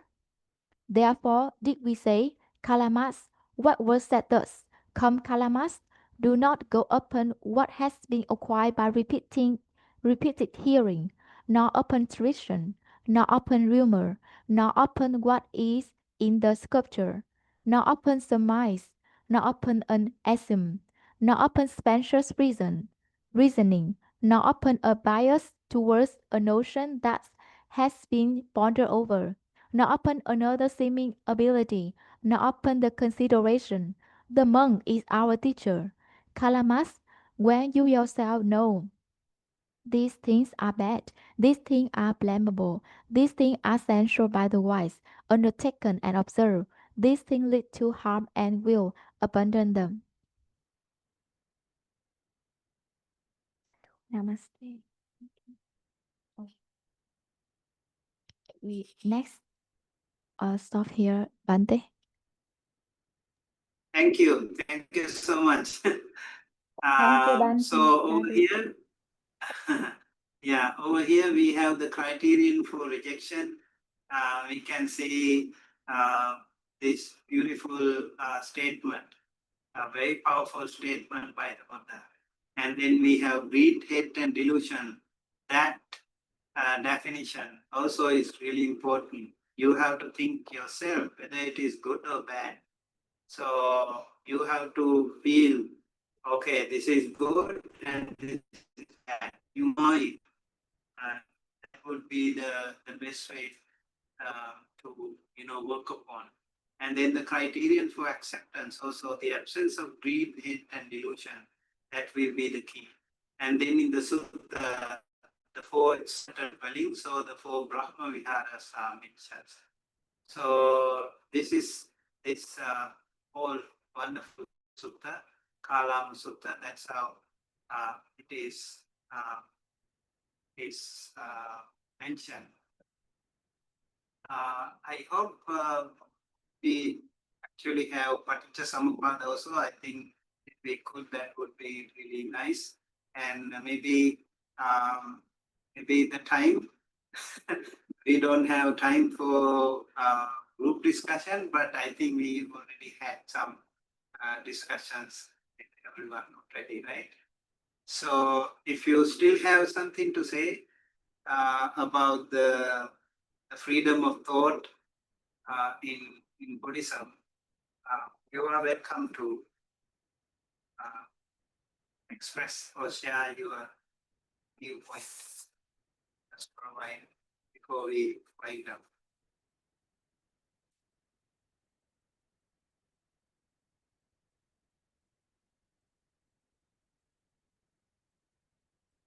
You learn something important.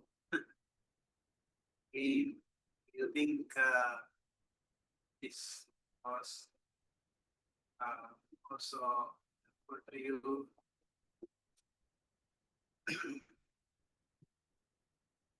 Which sutta was your favorite? Do you remember some parts of every sutta? Yeah, I At think I least, choose Dasadhamma Sutta. okay, Yeah, it's impressive me. Yeah. right? Yeah, so Abhinam Paccavekkitabban, you have to contemplate on it every single day. What about the other people? What sutta was more fascinating to you? For me, I would say the Karanaya Metta Sutta, because it made me think about when I first read this sutta. I think I read it before I even had decided to become a Buddhist. But I was going to a temple to try out meditation. And when I read it, it touched me very much, and especially with the metaphor of even as a mother protects her child. You know, I just thought I want to be able to feel that way to every living being. And so yeah, and then I think in the chat here, a lot of people were sharing that they found that one to have really beautiful words. Thank you so much. Yes. One thing I noticed in Karaniyamitta Sutta too, like even if you have some other weaknesses in your life, but you can really balance when you have metta, loving kindness, you know. You don't have to be a perfect person, but you keep cultivating that wholesome positive energy, like being good, being kind, being compassionate, being generous. You know, those things can eventually make you a perfect person. So remember the last stanza, you know, will be the key later on, but keep working on all sentient beings, you know, keep rotating and keep practicing this metta. I would say if you read the sutta like every day, just few minutes, you know, it takes, and then keep contemplating on that. Every time you read, you will see things differently. This is the beauty. You will see a different parameter. You will see such a wide perspective of Karaniyamitta Sutta every time you read and practice. And then in real life situations, you will know, wow, I see now, you know, what the sutta said. I can pinpoint it. Okay, this is where I can apply. So this is really very helpful.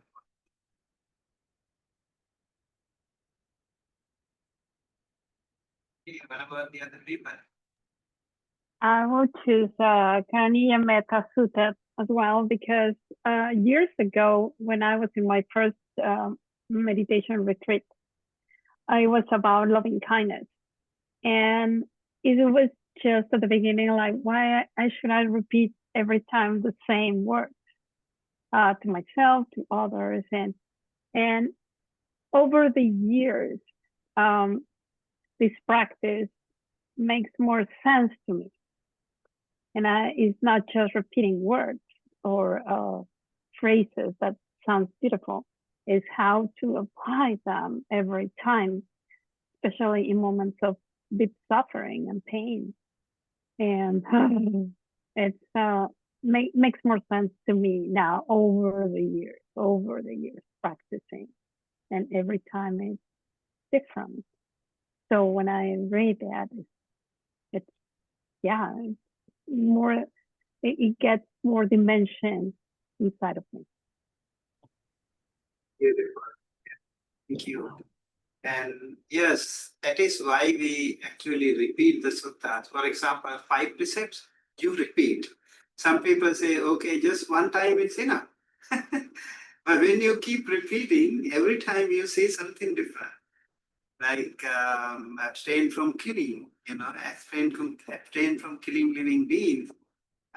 When you say that, maybe today your wisdom is a little bit more open, and maybe your mood is different today.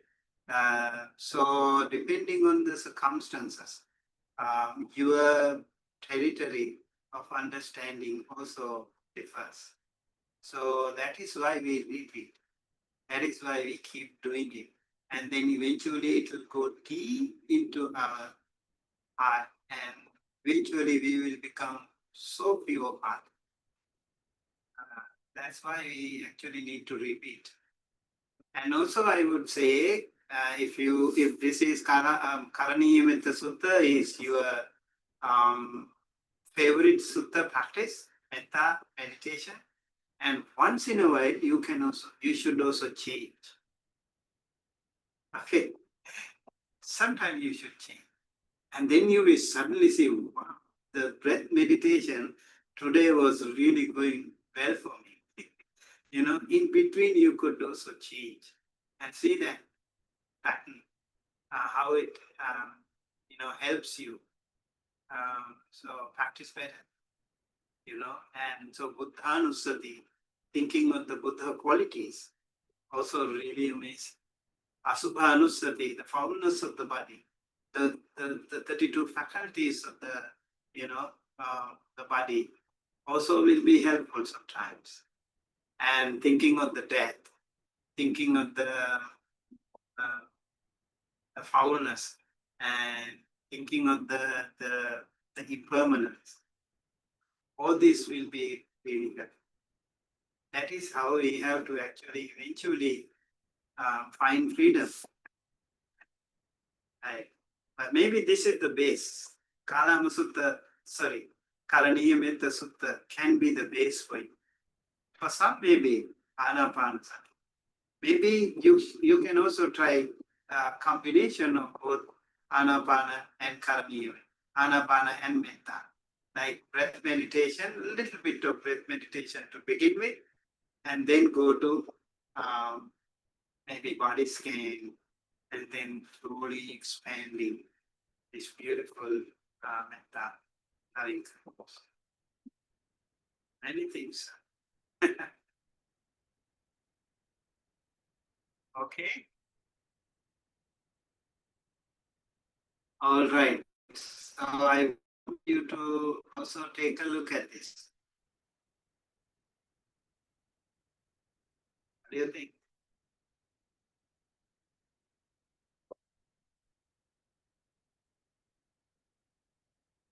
What do you think now?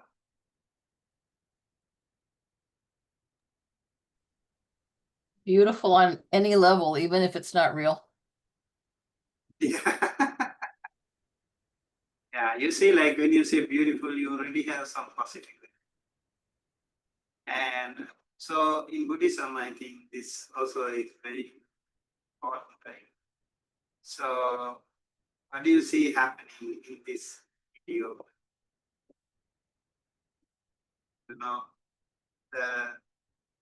The growth of the lotus.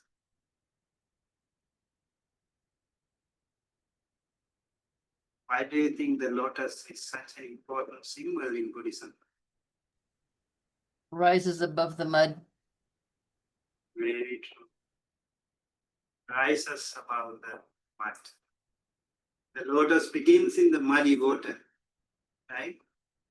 Just as human beings are born into a world filled with challenges, defilements, and hindrances. Yeah, As it's same. slowly No rising. mud, no lotus. Oh, Yes, no mud, no lotus. Tignaha. yes, yeah. You can see that, as it slowly rises, pushing through the water, and it represents the struggles and perseverance of the practitioner. Each stage of growth shows how one learns to overcome obstacles, doubts, and ignorance. Like from the very mud, the bud starts to grow, and slowly some buds will die in the mud itself. They won't be able to survive. And some buds will die in the middle of the course, middle of the water. They won't be able to come out. And some bud, just before the water, just before the surface, they would die. And some, very few, very rarely, something like this, they would come up above the water, not touched by the mud. So pure, so fragrant, so amazing. It's such a beautiful, vibe to the entire world. Fragrance, purity, softness, gentleness, with such awesome positive end. Imagine like that comes up, just like the enlightenment. So when it reaches the surface, the lotus blossoms fully untouched by the mud beneath. So this symbolizes the enlightened being, Arahanta person, radiating fragrance, light, and peace, and it reflects the state of true freedom. This is the freedom. Symbolically, this is the final liberation, where the mind is unshackled from ignorance, craving, and delusion. So the lotus is rooted in mud, it rises above and remains pure and fragrant. The same way, the enlightened mind is in the world but not staying by.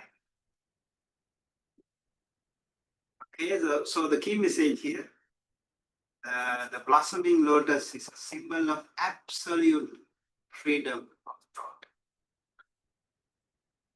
Just as the lotus breaks free from muddy water, the awakened mind, breaks the chains of ignorance, blossoms in wisdom, and shares its fragrance of compassion and positivity with the world. Okay? So, dear students, we have just a few minutes. I would like to ask you to close your eyes for a moment.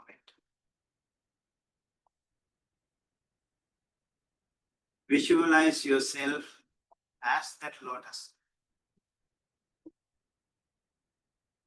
Imagine rising above the mud of doubt, anger, greed, and fear. Picture yourself opening up into the light, free, radiant, and at peace.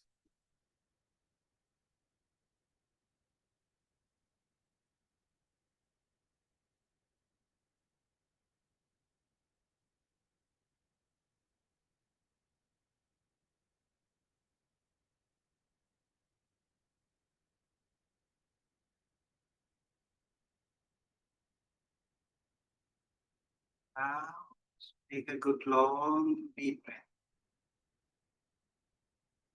Slowly release.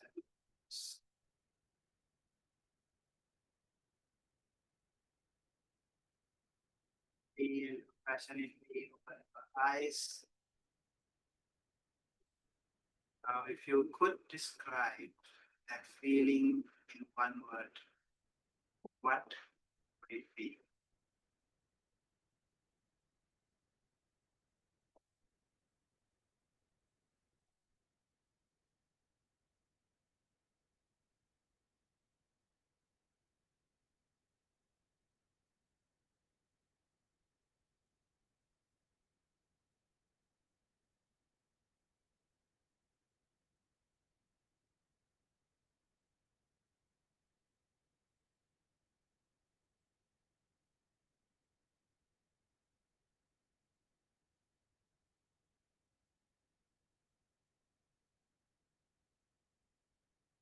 Hello, very much, everyone.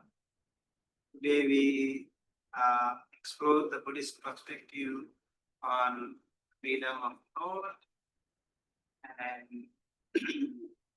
we will also have assignment to coming up later, and so I hope you are working on it, and these are some of the answers that you can think of. And with the elephant picture, we started, right? We saw how the mind fabricates reality based on memory, perception. What seemed like a real elephant was nothing but an image shaped in our own thoughts. We saw that. And with the beach video, we had another video, remember? Beach video, we reflected on how easily we are drawn into mental projections, mistaking pictures and sounds for real waves and sound. These activities reminded us that much of what we take as reality is simply a fabrication of mind, shaped by ignorance and delusion, avidya and moha. So then we had the lotus video. We turned into a higher vision. The lotus begins in mud, yet it rises above the mud and the water untouched, blossoming pure and fragrant.